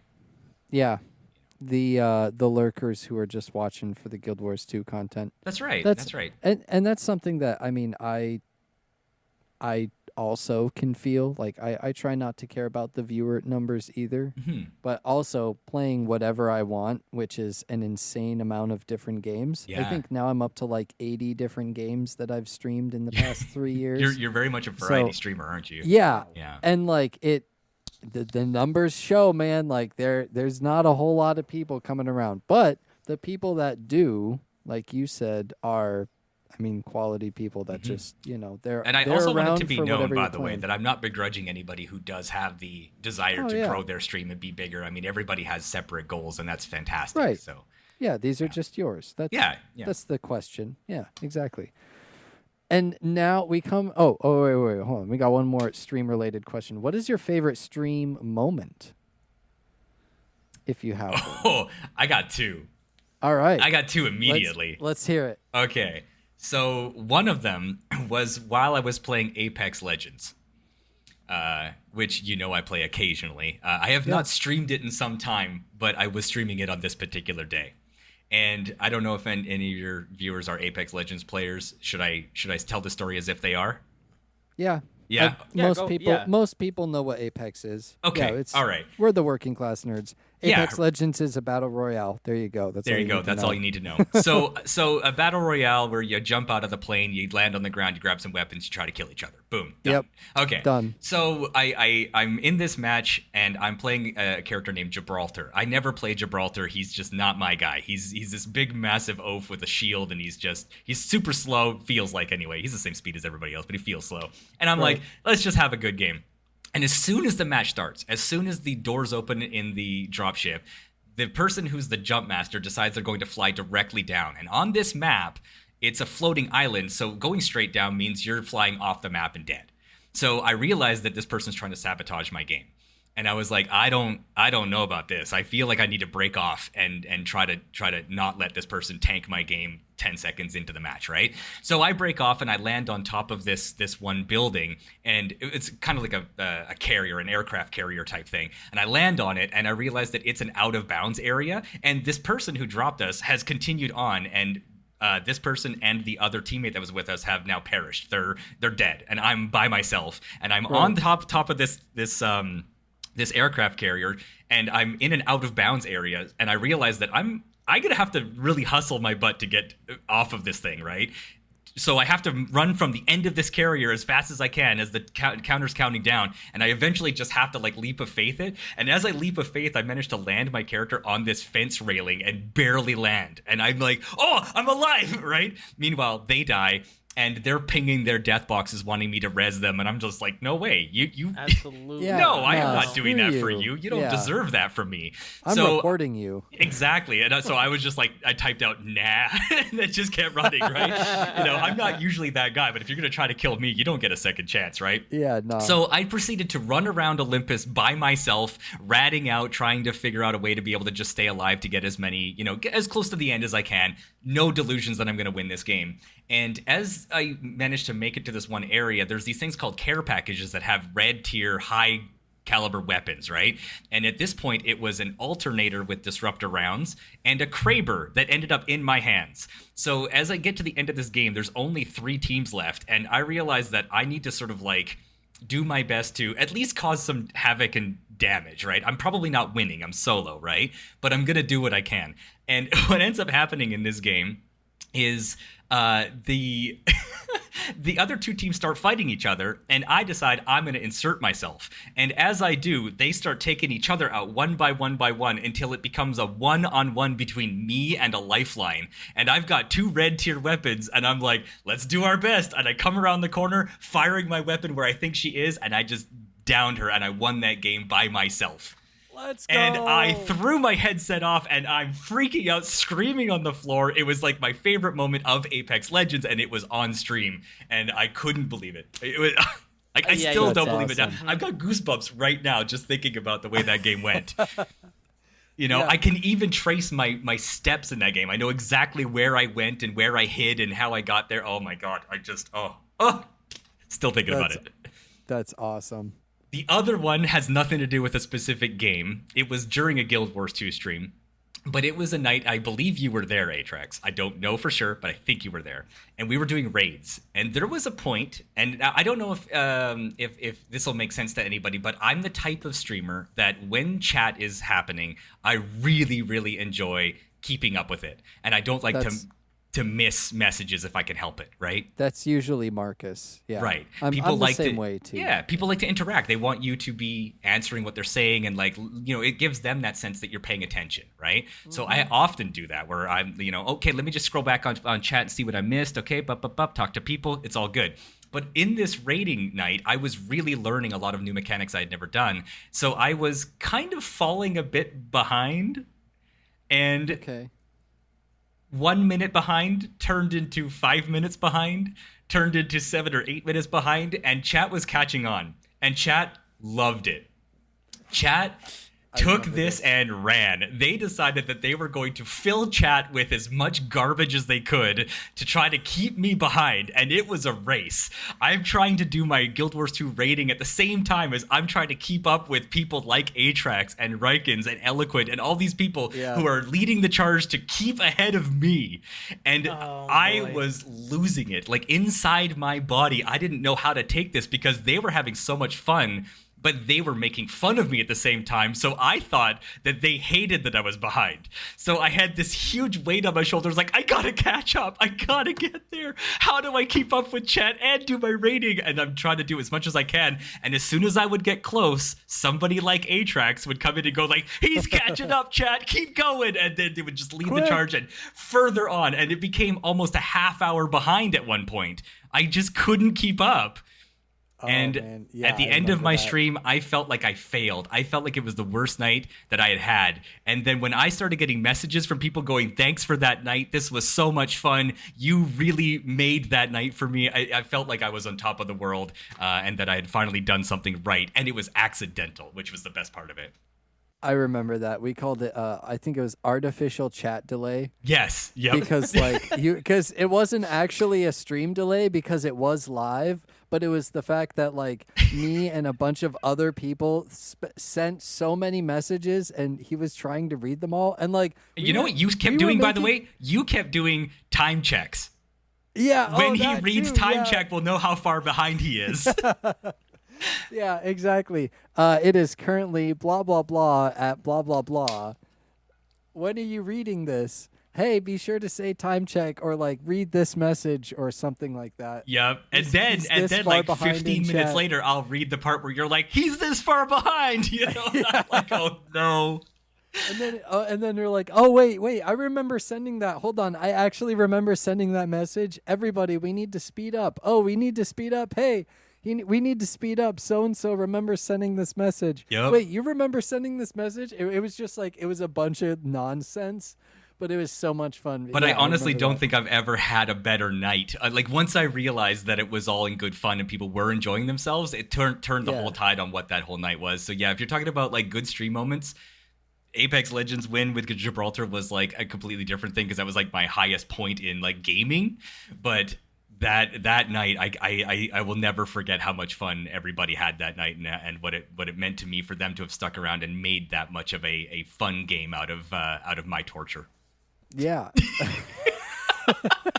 The diabolical from Atrax.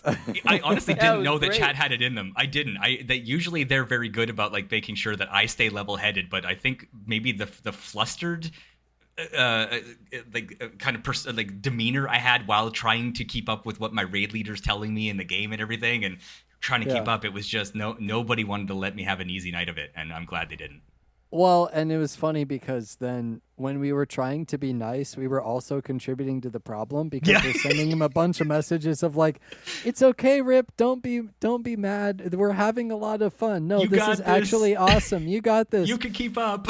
You can do this part in the raid. You're not going to die this time, when in reality, like that was 15 minutes ago and he's still dying and they're still getting wrecked. And that was actually 10 more messages added to the messages I had to read still. Like, right. Yeah. Like it was, oh man, it was a huge mess. You know, and then people are asking me questions in the middle of it. So, but I didn't want to answer any of them because then that's time that not spent reading more messages. So. Right. Yeah.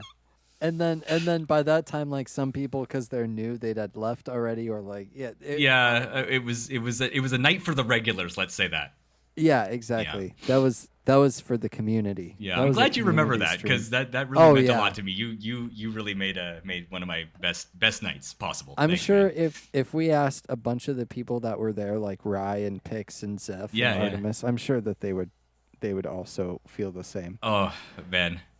Before we get into the go ahead. Good. I was going to say, before we get into the frivolous questions, where can people find you? We'll ask this again at the end of the episode, but since we're talking about streaming.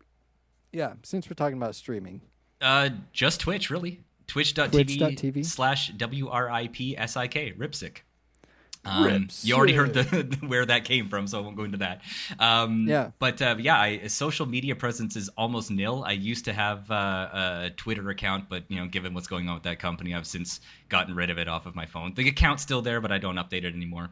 We'll have to see if that turns around and it becomes something better than it is now. But I'd never gotten into anything else like TikTok or Instagram or anything else. So really, the only place to find me is there and on my own personal Discord that's attached to the Twitch channel. Yeah. Go there for and all I have of trouble Guild keeping Wars up with 2. even that. So yeah, right. I'm just that kind of guy. I social media, and I don't have the patience for most of it. So unfortunate. Go to Twitch for all your Guild Wars 2 Sherpa needs. It's funny, too, because people keep saying, and this isn't like everybody says it, but it has come up a number of times, how come you don't do a YouTube channel? And I think to myself, like, first of all, I don't know how. And secondly, all the stuff that I would want to talk about has already been covered by people who do it better than I do. So I'm not really sure exactly what I could offer on YouTube, but maybe one day. You'll find your niche, as they call it, I'm sure. Maybe it'll be an obscure secret. Oh my goodness! Oh, you never know what's happening. You're making it sound like I have a YouTube channel about to reveal. No, he doesn't. I'm just trying to make more obscure puns. Secret. Yeah, because it's Guild Wars 2. Anything you want to tell us, Rip? Since you asked, YouTube.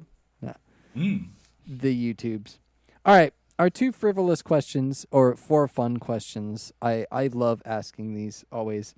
Who is your favorite Star Wars character?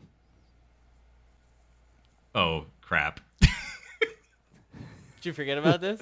Yeah. How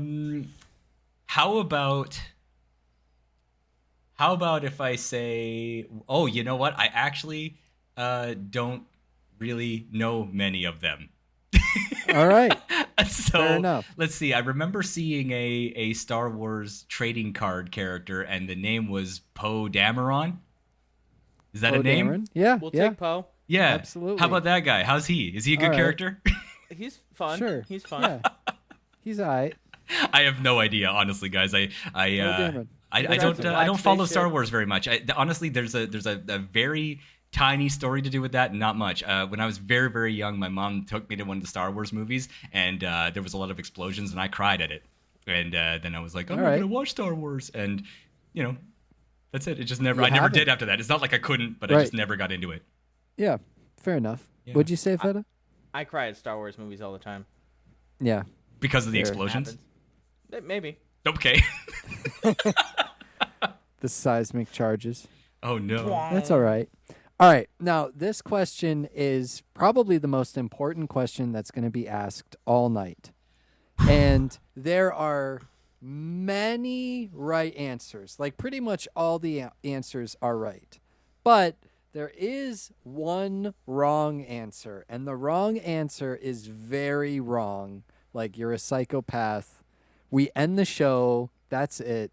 You're off the show. You don't get to come back. Okay. That's it. Okay. What is your favorite ice cream flavor? Oh my gosh. Oh, okay. Yeah, no, I got it. Yeah. But now I don't want to say, because what if it's the wrong one? No, it's probably not. It's probably not, unless you're a psychopath. Okay. Black cherry. Oh, that's a great one. Yeah. Okay, good. I nailed Black it. cherry's good. There Yeah. you go. Yeah, I love having the taste of black cherry, but and also those big chunks of cherry that are in it. Yeah. I love that, man. Fruit. Absolutely. I mean, I actually have a bowl of black cherries in my my fridge right now. It's There that you time go. of year. It's so Yeah, good. The farmers it market is. was on Wednesday. Was yesterday, so I walked down and got a $10. What is it? A punnet? Is that what they call it? Big. I don't know. Yeah, A bag. big basket full of them. I was like, hell yeah, give me some black cherries. Hell yeah. Hot dogs in the chat. Hot dogs in the chat. Yep. That's If you come visit me, Atrax will probably say that at some Yep. That's a Wripsik stream favorite. exclusive. Yeah. Yeah. But yeah, black cherry, especially with like the cherry chunks in it, that's Yeah. a great choice. Fetta, what's yours? I actually don't remember. I wasn't here for the episode you were on, so Oh, it was probably a long time. Mine's strawberry, so I'm right there. Strawberry, with you yeah, right in there. The fruit Nice. situation. Okay, a what's up. classic. Yeah, the strawberry. absolutely. The strawberry of the The Neapolitan. strawberry yeah. and the Neapolitan. Yeah, Yep. That's awesome. Mine's mint chocolate chip cookie dough. Hey, dude. Always a classic. Mint chocolate. That would be a second for me. Mint chocolate is one of my favorites too. And for the record, just in case you were curious, the one terribly wrong answer is pistachio. Oh. And you can I'm sorry. I'm sorry. Oh. and for the record, you can like pistachio, you can eat it. There's nothing wrong with that. But to say it's your favorite out of all the ice cream flavors in the world, there's clearly something wrong with you. Look, there was a non-zero chance that had I not remembered black cherry, pistachio might have been the word that came out of my mouth. I do like that one no. quite a lot. No. Look, it's not superior to black cherry in my opinion, but I do like it quite a bit. The right. nutty Good thing you crunchiness took a inside. breath. Oh my goodness. You Well, know what, Atrax? well, I you actually saved think it. I'll give you this. To say it's your favorite, okay. Yeah, that might right? be That's that might be That's a it. long That's stretch, it. right? That's It's the a- problem. Like, it's okay to like it. It's okay to eat it regularly. Now, Marcus and Nick would probably disagree with us, but that's okay. They're not here. It doesn't matter. What is pistachio their favorites? No. No. Oh, No. okay. No. No. No. You're saying they I would mean, disagree with being able to like it. Right. Like, no, they say like, pistachio. It's one of the worst flavors. But Right. I say I've had pistachio ice cream. I've had good pistachio ice cream. But it's Right. definitely not the best flavor ever. Like, not even close. Okay. If it's the green pistachio ice cream, Yes. goodbye. It needs to be the white. The white pistachio ice cream. Yeah. Yeah. The white ice cream with the pistachios in it. You're Yeah. fine. The legit Okay, pistachio ice cream. There's The one also that you like think could be mint. Goodbye. yeah, there's also a really good one that I tried. I don't remember the brand name anymore. It wasn't one of those ones you just go to an ice cream shop and get. It was one of those ones you can get in the frozen aisle, but it was some brand that had chocolate flakes in a coffee ice cream. I don't Okay. remember the name of it or what the flavor was called, but it was basically just a coffee flavored ice cream, but had big thin chunks of chocolate in it. Man, oh my goodness, it was like a tiramisu almost, right? It was Oh, so baby. good. That sounds so good. Yeah. Wow. Wonderful. Fed is in another world right now. Yeah. The coffee and chocolate ice cream sounds divine. yeah. Yep. Divine. Mocha ice cream. Yeah. Oh, baby.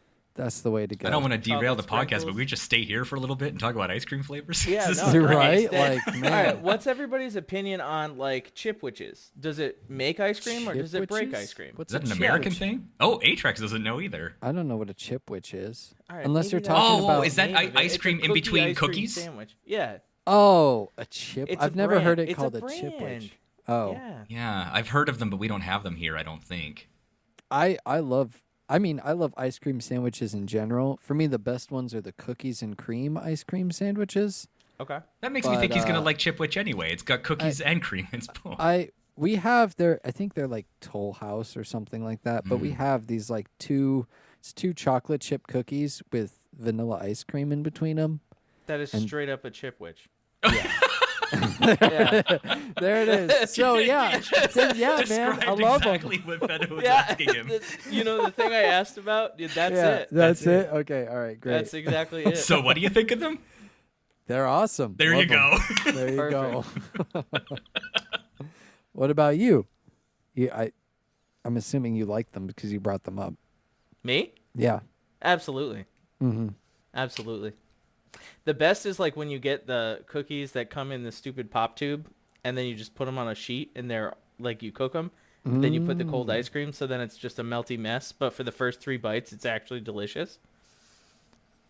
That does sound really good. good. What about after the first 3 bites? Then you need like a fork, and it kind of taints the whole experience, but it's still good. Not if you eat it fast enough. I've never had mine like. Fed is using the same logic as like eating pizza with a fork and knife. Like you don't do that. Oh no. Oh no. No. That's worse than pistachio ice cream. All right, this is now an episode of Which is Worse. Which is worse? Better or worse? Oh goodness. Oh man, good times. Well, gents, I think we've reached that time. It's time for our working class question. Yo! Yes, that's right.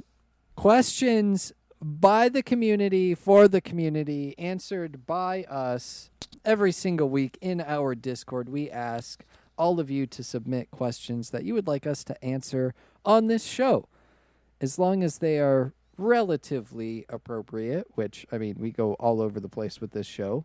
But, yeah, join our Discord. We've mentioned that multiple times in the episode already. But if you want to ask a question that we answer here on the show, go ahead, hop into the Discord, go to the podcast section, Working Class Questions, and submit a question. You know you want that recognition. Yeah, you know you want it. We read out your name. You get your name digitally imprinted into the show forever.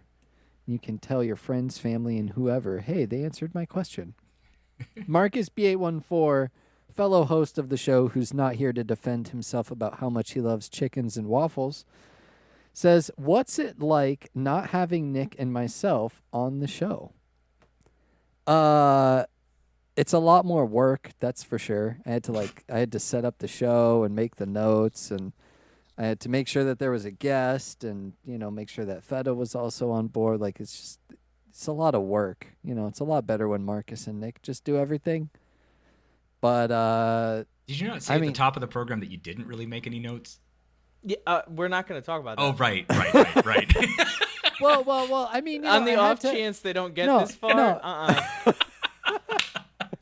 Well, no. Here's the thing, though, is I didn't write down my notes for what I've done this week, but I did make the notes template for episode 210. That's true. I did copy in the working class questions. I added you and Fetta. I added some custom questions because, you're a custom guest. We don't have guests like you on the show every day. I had to make sure that the introduction was good for Fetta and I, with Marcus and Nick not being here because they're there to just watch American football, which is, it's a sport. You can like it. That's okay. It's fine. Is it better than being here for a podcast? I don't know. That's up to you. Wow. But you're gonna have to decide for yourself. Fetta, I like the subtle call out. Yeah. Do you think it's worth, missing the podcast to go watch some football? It's tough because I view it under the lens of that's something that you don't get to do all the time. Right. So it's like a good change of pace. Yeah. However, if someone was like, do you want to sit at your house and have a fantastic conversation, or do you want to go get beer spilled on you or spill beer on someone at a football game, I'd probably pick this. Right. But if we were going to a hockey game, it's totally different. Everything, all bets are off. I'm going to it depends on the sport. Well, but they're not. Well, but they're not at hockey. So, no, they're at football, which I've been to one in my life, and I could take it or leave it. Like, it's okay. And I played football. Yeah. Oh, so you're the authority here. Do what you want. No. It's a lot different, but also at the same time, and I'm sure people listening too. I mean, I think we've managed to keep the show structure relatively the same, and it was weird at first, but now I'm already into it. I'm ready to go. I'm feeling the podcast vibes. You gonna do a spin-off? Maybe I'll go make my own. Is that one of podcast. those secrets y'all are talking about? Yeah. Obscure secrets. This is Fetta and I are gonna like just usurp the working class nerds throne. We're just gonna kick Nick out and Marcus out, and slowly one by one, we'll take over. Wow. I'll get the soundboard on cue. See, already we're. I'd like it on record that I had no part in this. This is not because of me. I don't know. You're here. Oh no. Yeah. It's a very interesting coincidence that you're my first guest, huh? Huh. No, I'm just kidding. But we do miss you guys. I know we joke a lot, but it is a lot different. And Marcus and Nick bring a certain dynamic to the show, of course. I have to be nice at the end. Yeah. They're the best. I hope you're enjoying your waffles at the Patriots game. Marcus also asks, Fetta, what is your favorite color to paint with the minis? I've never been asked that question. Out of all the colors. All the colors of the rainbow. All of them. You've got like red, green, blue. Well, others. If we're talking about like Citadel paints, for example, they don't have those color names. No, they are not those names. Yeah. One of them is like Blood for the Blood God is a color. I love Blood for the Blood God. It is so fun. But I think my all-time favorite color to paint, like after you lay it on it and it dries and you look back at it, it's like a jade green. Yes, green. A jade green. Go green. It's pandering to the host. Like pandering to the host over here. Listen to this. I love green. Look at my wall. Oh, yeah. Big green fellow. Is that a green shirt, too? It's a gray shirt that looks green because my wall is so green. There it is, the light. It'd be like that. Rayu asks, how does it feel to not be interrupted? And I got to say, it feels great. For those that don't know, Marcus has a reputation around here for interrupting people and interjecting. Well, I just got to say, dude, honestly. Can we go back to this thing that we were just talking about like 10 minutes ago? Yeah. I just want to say, I wasn't paying attention for the last 5 minutes because I've been watching this thing on my computer, even though I said I wouldn't. This game looks really sick and it's fun, and I'm going to say I'm going to play it, but I'll never actually will because I'm stuck to Destiny 2's. Hey, let's look at the whatever positive. He has a good memory. He's able to remember that he wants to talk about this thing. That's it, yeah. So Yeah. Spin it as a positive. It's all good. There it is. There it is. Rip. Thank you very much. Oh, dude. You're welcome, Marcus. We're just talking about chickens. He's on your side. Waffles? He doesn't even know. Yeah, chickens and waffles.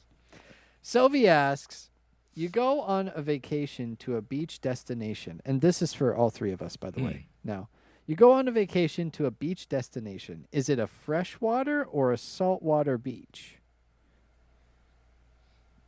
I'm saying saltwater.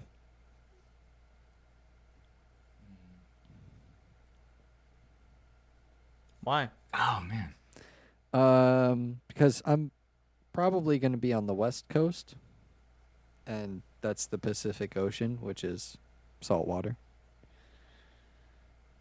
That's where I prefer to vacation. Or like, I don't know, Australia, but then also their beaches are saltwater.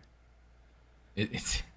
I was just about to say that myself. Yeah, I've recently gone to lakes and been all around freshwater, and it's been a blast, and I've loved every bit of it. But like, there's something about the ocean, you know, and being on like tropical, you know, if she's saying like tropical destinations, I don't know if that was the wording, was it? Vacation to a beach destination. A beach destination. Okay, just a beach. Okay, then never mind. Yeah. Yeah, I mean, there's nothing beats Australian beaches. Right? Yeah. Right? Hawaii, like there's the Hawaii Caribbean. As well, yeah. Those are all saltwater. Oh my goodness. Freaking Cancun, right? Oh, man. Right, yeah. Like those are all saltwater as far as I know. Yeah. Myrtle Beach over on the East Coast. They're both great, but I mean, saltwater. Yeah. Feta, same thing. I'm a freshwater guy. No. Freshwater? Wow. You like lakes and stuff? Mm-hmm. All right. I feel cleaner. That's fair. Probably better skin. That is true. Salt When water, I go, salt like air is really like good for you. It makes your hair look super nice. So like, I didn't know that. it ain't bad. Well, it gives it texture, especially if you're going bald like me. Just kind of fluffs it a little bit, and you're good. All right. He likes the little aesthetic fluff. of the Exactly. salt water, but Little fluff. would prefer But like, the if I'm gonna be fresh. sitting by a body of water for an extended period of time, I would prefer to be able to drink it. All right. You going out and drinking lakes? I mean, if it comes to it, if I'm stranded in the ocean, I'm not drinking anything. I die. This in is 3 a days. beach vacation. We're not talking about. This is a survival show all of a sudden. He's like, yo, my vacations.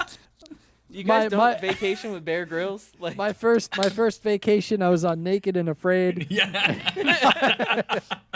My second vacation I took, I was on Alone for a couple seasons. I have been watching both of those shows recently. Right? they're fantastic. Yeah, they're so those are good. great shows. That's funny. Oh man. So we've Sylvie got salt, fresh. That's our Yep, salt, so salt, 2 to fresh. 1 salt to fresh. Sylvie also asks, any fun games that you have played lately? And yeah, I'm gonna say every game that I play is fun. I don't play bad games. Me play a bad game? Come on. Well, I'll offer one No, up I'm that we kidding. were talking about during the break.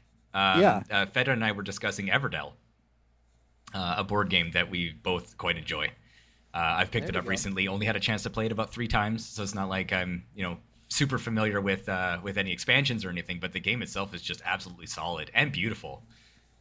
Yeah. It's fantastic.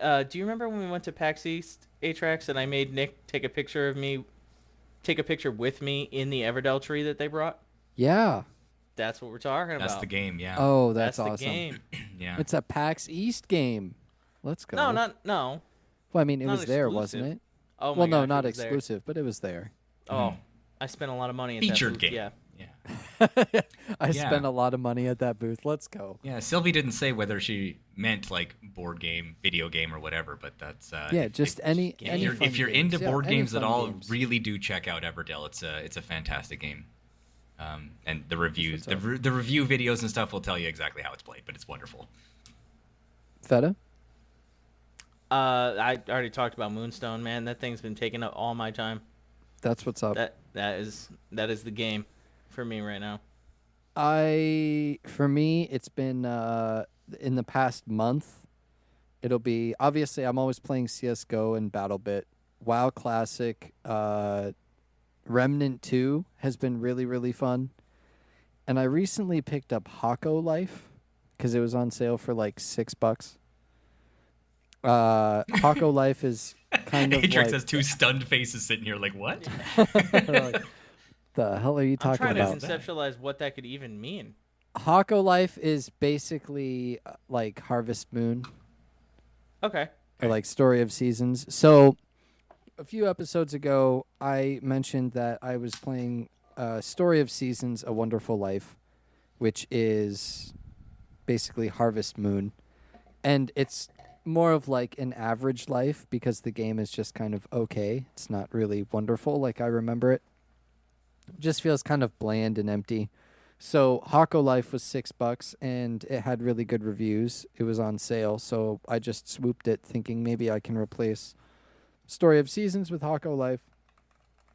And it's been fun so far. So yeah, Remnant 2, WoW, Classic, Hako Life, CS:GO. That's what I've been vibing with. BattleBit as well, also good. I need a medic, man. Oh man, hey, you got me. Hey, they got me, man. I need a medic over here. BattleBit, man. Holy. What a Hey, game. don't get that guy up. Get me up, man. That guy sucks. I'm better. Yeah, I'm better, man. Don't bother with that guy. And then you get up and he's like, they got me again, man. I'm bleeding out, man. You gotta get me. Proximity chat in that game is ridiculous. Oh, dude, it's so much fun. I remember when Birth was streaming, I think like a week ago, and I didn't realize he was streaming. I just saw him playing BattleBit. I was also playing BattleBit, so I joined his game. and I like ran up on him. It took me like 5 minutes to find him, but eventually I ran up on him and I was like, "Hey, what's up, man? Hey, we gotta go get him, man. How you doing? It's good to see you." And he was just like, "Oh wait, yo, that dude kind of sounds like Atrax." Oh wait, it is. It is Atrax. Yeah. Wait a minute, hold on. I was watching that stream and I was like, man, does everybody sound like Atrax in this game? Because I was just like following him around, like, "Hey, man, they're over here, man. They're over the hill, man. Oh, they got me. Hey, you gotta come get me, man. You gotta get me up." Oh man, what a game! Yeah, BattleBit. It was last month's game of the month for those who. Yeah, BattleBit. Highly recommend. Sylvie has. Oh, hey, Sylvie. More. Also, Guild Wars 2. Yeah, it's there the it game is. of the Guild month. Wars 2, game of the month. That's what Rip's been playing. Any Check it fun out. games? Yeah. Go play Guild Wars 2. Absolutely. Sylvie asks, "Remember that old Star Wars RTS game?" Yes, Star Wars Battlegrounds Galactic Saga. It was epic. Sometimes I miss it and wish that there was a mod for StarCraft 2 for it for a new iteration. You can still play the old iteration on Steam, Sylvie. It's still there. How much does it cost now? Hold up. Let's find out. It's probably like $10. Hold, please. I think there is a new iteration coming out. Like a new real-time strategy Star Wars game. Because EA is losing their exclusive Star Wars license. Yeah. So, like, the world is our oyster. Yeah, absolutely. It is on Steam, by the way. It's $6. And you can play it on Steam. So, I mean, like, might as well. It came out in 2001. I remember playing this game. It was on 4 discs. Wow. What about That's like Empire Encarta. at War? Right? Huh? Do you remember that one? Empire at War? Yeah. I remember it, but not as well as Galactic Battleground Saga. That was good times. Yeah, those were a lot of the OG Star Wars games were just they're so much better than they were now. Sylvie wants to know, how cool would it be to adapt your minis to be able to be played on a digital play surface or something similar to those old Skylander minis?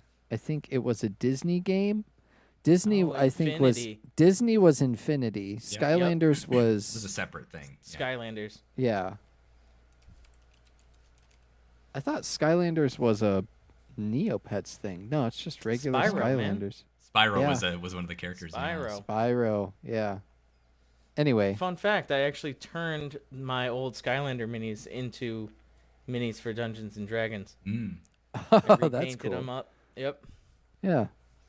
But no, that would be awesome. Is Sylvie kind of getting to the point of talking about like an LED table where you could have like terrain on a screen with like touch inputs and stuff? Because I've seen that kind of stuff before. Oh yeah, I've done that too. Mm-hmm. Like a Microsoft Surface. But then something. Using your minis on it, just I like guess. a whole television that you hook up to your laptop.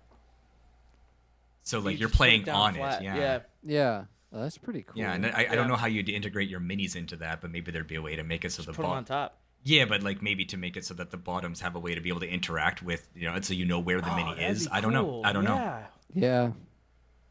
Ooh. I'm Fetta's sure. got a new project. Right. For that one, I need a computer science guy. Right. I'm just the nurse. Computer science guy. Bill. Speaking of that kind of stuff, you guys remember that game, Heroescape? I loved with the hex tiles that you build up. Yep. Oh man, I still have some of that in my room, but I don't think about it ever. That was the one that brought me into the rabbit hole. Yeah, I'm not surprised. That's the one. My goodness, what a good game that was. Is, I guess, still if you play it. Yeah. I wish they'd come out with new stuff for that. Because they had some pretty cool minis in that game too. Pre-painted. Yeah, no, they were awesome. I'll be honest, I don't know what that game is. Well, you got homework, buddy. Yeah. I guess so. Quick explanation. So. Hex tiles physically build them up on a table to create a terrain. And then you got characters. It's done in a point system so that you got like even teams, and then each of them has like a range and a power and attack and stuff. And then you roll dice equal to their power, for example, to see how many swords you can roll, and then they roll to see how many shields they can get against you to be able to block your attacks, and then they take damage, and you're trying to beat them in a physical line of sight type of game. But it's all done with hex tiles, and it's awesome. It's really, really fun. Gotcha. Yeah. That's what's up. I have to, like Fetta said, I've got homework. Sylvie That's fun wants homework, though. Right? Who doesn't love researching about games? Let's go, Sylvie. She wants to know everything. Sylvie wants to know, Atrax, any plans for an off-night Guild Wars 2 stream? No, but now that you mention it, I will take it into consideration. Especially when the expansion drops, maybe the 22nd. I'll do a special stream or something like that. We'll see what happens. That reminds me, I need to pre-order the expansion as well. I haven't done that yet. Honestly, me too. Oh, there we go. You're off the hook, Atrax. Yeah. All right, I feel better. And Oh, then, thank goodness. Follow-up from Sovi. Would you be interested in planning maybe a community event for each of the games of the month? Like clan night, but for your section? Ooh. So, like, organize a stream for Guild Wars 2 this month. That is also another good suggestion. And I haven't, mostly because I've been really, really busy with life stuff lately. More busy than usual, it seems like, than I have in the past. But I do want to try and make the Games of the Month thing, like put a Discord section for it and post some game news or something, because I do want to do a little bit more than just talk about it on the podcast, because I know already, like with BattleBit, I know a lot of people in the community joined in and played the game. Even if they didn't play it with me, I know like a ton of people bought it and played it, so I really should, and I want to, but right now it's just been a matter of time. But there is plans to, at least I want to, expand the Game of the Month, and the more that people ask about it, the more it pushes me to do so. Keep those working class questions coming. Keep them coming. And the next person to ask our question is none other than Doritos.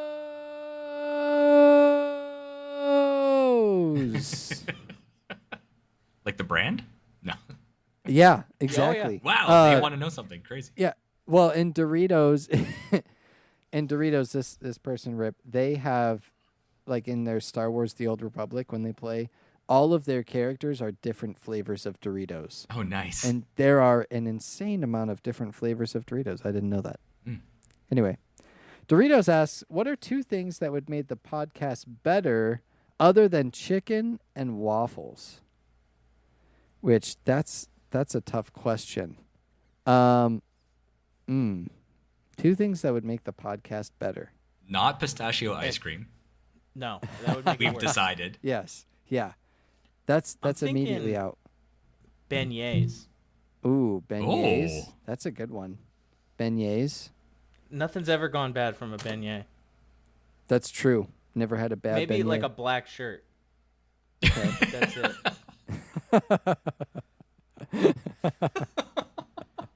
Yeah, that's Wow. true. I'm just off the cuff. You're not wrong. Yeah. You're No, not no, wrong. Yeah. Syrup. I mean, we just got regular waffles. We could use some syrup too. Yeah. That'd be another thing. Most of us are New England based, so that shouldn't be too hard to get. Right. Yeah. There you go. Dude, I'm Canadian. I'm right here. It's even better. Look at that. There we go. Coast to coast maple syrup. That's it. That's all we drink up here. We've already established a trade line. Perfect. Yeah, absolutely. We'll hook you up. We'll hook the podcast up. Working Class Nerds, sponsored by Canada. Canadian Yeah. maple syrup. Chicken and waffles, man. Fried chicken, maybe. I don't know. That's Not- part of the chicken. I had some and great waffles. fried chicken the other night. Marcus not playing Destiny 2. That'd be pretty great. That's some shade thrown right there. I had to say it. Wow. Oh man, I'm just messing Next with you, Marcus. question. Yeah. What is one thing you're looking forward to the community during the what is one thing you're looking forward to for the community during the rest of 2023? Why do we not get these questions when Marcus and Nick are here? Why don't you do a holdover? Leave it until Maybe next they week don't when want to they're know here. what they want to say. No, they don't want to know. I Oh. specifically said Marcus and Nick aren't here. They And wanna know. they hit the hard hitter. Yeah, they just want to know it from me, I guess. Atrax, we want to know what you think. Yeah, what's one thing you're looking forward to for the community? Oh, more games of the month, I guess. Expanding that, getting that going. I don't know, devoting more time to that, maybe, hopefully. And just growing the community. I just recently returned to streaming, so seeing how that impacts the community will also be interesting for Welcome the rest back, of by the way. 2023. Thank you. Yeah, it's been nice being back. It's been nice being back.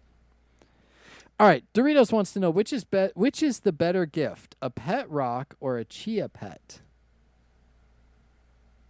I'm gonna say a chia pet. I feel like that would have to come down to the person receiving it and to whether they want more or less maintenance. Well, the I didn't question think a is chia to pet you. was that much maintenance. I mean, you'd have to do more than a pet rock. You have to add You gotta some walk water. it and feed it.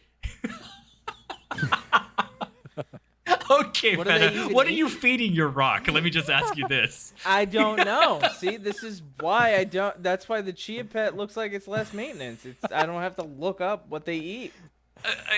Water. They eat water. Okay, yeah, that's fair. I know. I think water eats them, cause like erosion. The He rock, eats rocks? Yeah. The rock, yeah. Yeah, the chia Yeah. blooms Chia from pets. it. Oh yeah, I guess that's true. Chia pets just take water. That's huh? right, yeah. I never owned a chia pet or a pet rock, but I feel like a chia pet would just be. I think the closer better gift. comparison might be between a chia pet and what is it, the those little seahorse things or whatever that you have to, you know what I mean? That Oh, yeah. require Hermit water and they crabs? grow, right? What are they called? I don't remember the name of them now. The sea monkeys. Sea monkeys. There you go. Yeah. Sea monkeys. I never had those either. Oh yeah, They you come put in them a in packet water and and you put 'em in they're like a water little and they're pill or good. whatever. They become this big thing. Yeah, Oh, Yeah. okay. they take about as much Alright, care well- as a chia pet. Well, Doritos wants to know what's the better gift though, a pet rock or a chia? And I guess the question is like for you personally, what do you think is the better gift? Pet Oh, rock or chia pet. And I'm going chia. Chia for sure. Yeah. Yeah. Chia. Chia pet. And maybe this is Bob a bit Ross, cynical, but chia it pet. feels like the whole pet rock thing, as far as humor goes, is kind of played out. You know, like it was funny.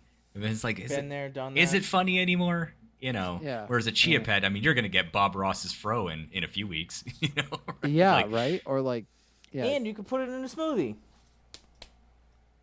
oh yeah, Oh yeah, the chia seeds. chia That's seed. A good point. It's yeah. edible. It just Yeah. offers you That's a- something at the end of the day. That's a multi-function gift right there. A goodness. pet rock Good is luck eating your pet rock. Yeah, punt that rock Yeah. off the balcony. Let's get the chia pets up in here. Good luck. Good luck eating your pet rock. Oh, Think you dude. can get a tax deduction on your chia pet as livestock? Agricultural goods. Yeah. Beautiful. Oh man, pet rock is just gonna. I don't know. You take might a have trouble getting the dependent on chia your pet across the tactics. border, though. Yeah. Oh, be careful. true. Yeah. They're weird about green stuff. Right. Yeah. Say no Oh, more. man. All right. If you could own a food truck, what would it sell and why? Since we know Atrax will have a taco truck, what kind of tacos would they be? Wow. Oh, that's funny.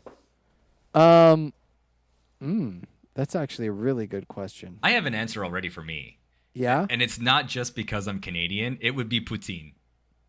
All Straight right. up. I love that stuff. Yeah. And you can do that any number of ways. You just have to have the fries, the gravy, the cheese curds, and then any number of, the assortments of stuff that you want to put on it, like chicken or peas or whatever you want, right? Just have Yeah. all that there. It'd be really easy to do, and it's just a favorite for everybody. That's awesome. It is also because I'm Canadian. Wait, didn't you say it's not because I'm Canadian? Yeah, I at know. the I rescind that beginning, at the too? end. Yeah. Wait a minute. It's Okay, it's actually not because just because I'm Canadian, but it's also because I'm Canadian. but it's Yeah, also yeah. because. All right, Feta. Believe it or not, it's actually a dream of mine to have like a coffee food truck, like an espresso bar, Ooh, all right, nice. like a little trailer that I just pull around and I'm like whipping out coffees. Yeah, that's what's up. Have some of that coffee ice cream as a little bit of a finisher dessert type thing too. Affogato. Yeah. Yes, that's the way to go. Well, that's my retirement. All right. Well, plan, when you so- get it set up, let us know. We'll come visit. Oh yeah, Yeah, I'll come. I'll drive it to you. It's a food truck. You're gonna come up to Canada with it? Right. Sure. Done. Yeah. Done. That's the best part about food truck. You can drive it wherever you want and get customers as Awesome. long as they're there. Awesome. If I had a taco truck, I mean, I personally would want a chicken and waffle truck because, I mean, we actually, it's funny because at PAX, Marcus bought a waffle from a food truck. So And loved it. and loved it. Yeah, absolutely With fruit loved on it. Yeah. He was mad So- about it and then was so happy about it. And he's going to be mad again now.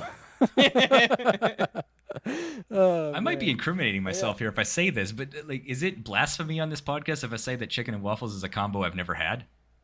No. I've never Nothing run wrong into a with place here that sells it. It's just not like something that's commonplace here, and I usually think of that as more of like a southern type of food, right? Yeah, it usually is. Okay. It's migrating. Yep. Yeah, I'm not unfamiliar with the concept of having chicken and waffles together, but I've never done it, so I would actually be interested in trying it someday and seeing how good they go together. It's good. I mean, you pour the syrup up on there. Well, I would hope you gotta think it's good. You want to make a truck out of it. Yeah. Right? Chicken and waffles, waffle It's sandwiches. like, I want to all that make a good chicken stuff, and waffles truck, but boy, I can't stand the things. This is going to be awful. Right? And if I had a taco truck, it would be asada. Our specialty would be asada tacos because I love asada tacos. They are so good. Damn. And our last question from Doritos and the working class questions for this week is for you, Nerds Community Manager Feta, Frozen Cheddar. Uh-oh.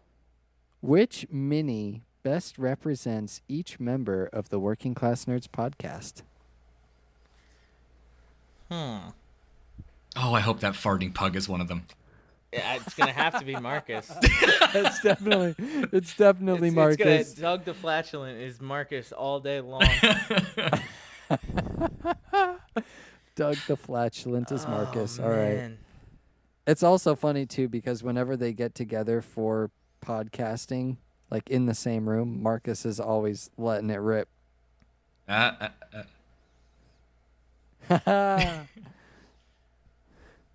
feel like I need to apologize for Marcus for how quickly you were able to attribute that to him. Oh, no. Sorry, Marcus. No. I didn't No. know that was No. like in the No, no, chamber no, ready no. to He'll go. wear it like a badge of honor. Yeah. I know he will. Yeah. Oh, dude, honestly, Doug the Flatulent is like one of the best minis to be because, like, dude, Look at him. honestly, he's just like, he's so cool. And yeah, like, he's just me, like, all the way. Yeah.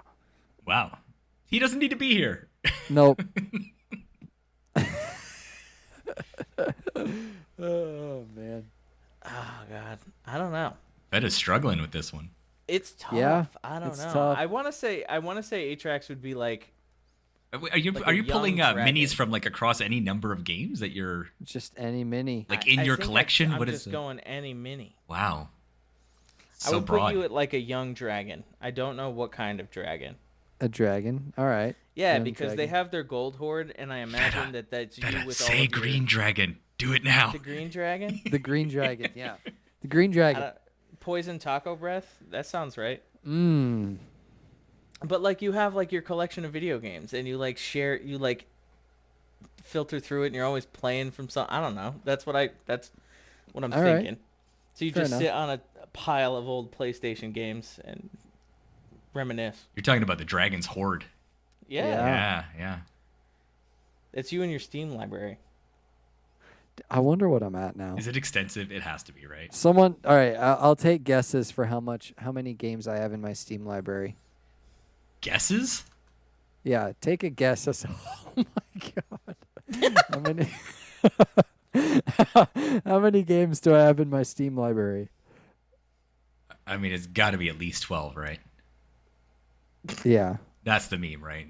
Okay. No, we're not talking about downloaded, Rip. We're talking about all of them. No, I remember this meme from back in the 42. day that was this gigantic globe with smaller ones in, and it was like, this is a recreation of how many Earths can fit into the sun, and the response was, "Damn, that's got to be at least 12." Right? It's like thousands of them, right? Yeah. Well, let's see. I don't play many games, and I've got 107, so you've got to have like way more than that. 1,500? Yeah, I gotta go with what Fetta said. Dang, you're giving me way too much credit for that. No, 800. Not even, no, 800. No. Less? What do you got? We're talking like my total. That would be like my total game collection. My Steam games is 317. That's still a lot of games. That's not bad at all. That's still a lot of games. It's 3 times what I've got.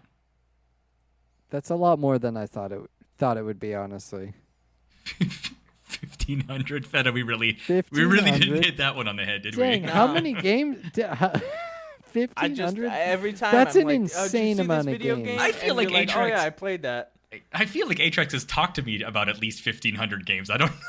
Well, That's so what I'm here's the thing, saying. though. Like I've said, is that's just my Steam library. Right. I bet if we went and looked at all my other libraries, like my Xbox library is probably just as large, Mm-hmm. and my PlayStation library is probably about half as large. Mm-hmm. So that's probably 750. Yeah. And I don't know. I've like maybe 50 games on Switch or something like that. So I suppose. Okay. that Thinking is a about it lot. logically, it seems we really overshot the mark on that one. Yeah, it was for flair. That Yeah. was it. You had an insane amount of faith in me, and I let you down. Doesn't it make you feel good to have people around you that think that you're like the gaming master and have The like every game game guy? that Oh, ever dude. existed? I love it, man. I love it. The game guy that just sits here and is like, "Oh, this game? Yes, let me go back in my catalog in my brain and think about it. Yes, level 4. You're going to want to go here and go there." And Oh my goodness. oh, man. You remember All right, Nintendo well- Power as a magazine, right? I still have some. Nintendo Yeah. Power had a hotline back in the day, and we were playing this game one time called Jurassic Park, and it was really hard. And there was a there was a part that we didn't know how to get past, and we literally called that hotline to figure out how to get through that part. That's what's up. And I feel like somebody like you would have been at the helm on the other side. Probably. Like, Or oh, it's just- easy. You just have to go over here and get this item, and then the T-Rex won't follow you anymore. It's like, okay, thanks, man. Or it's some minimum wage worker who has no clue what they're doing, just reading out of a manual. That's like, exactly okay, what it you're was, on yeah. you're on level 4. Okay. Go left. Do you have the whistle yet? Yeah, right, yeah. It says here that you need to press A to attack. Oh man. Can I put you on a brief hold?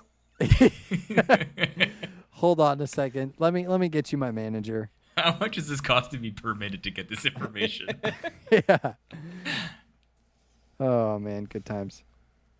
All right. So I'm a young green dragon.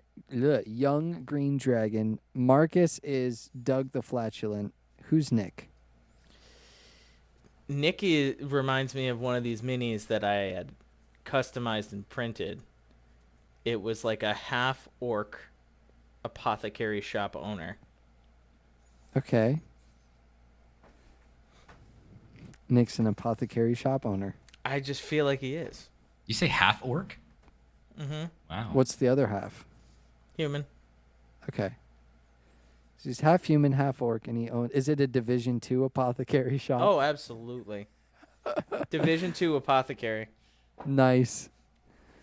Oh man, that's what's up. He's always got his potions and his vitamins. Yeah, always ready with his liquid IV bags. Exactly. Ready to go. It's right in the front window of the shop. Yeah, exactly. Liquid IV and Division 2 products. That's it. Oh, man. Well, this has been a great episode. Thank you, gents, for being here today. Rip, Fetta, where can the people find you? Well, you can find me on Twitch at Chetta Mini Painting with underscores in between.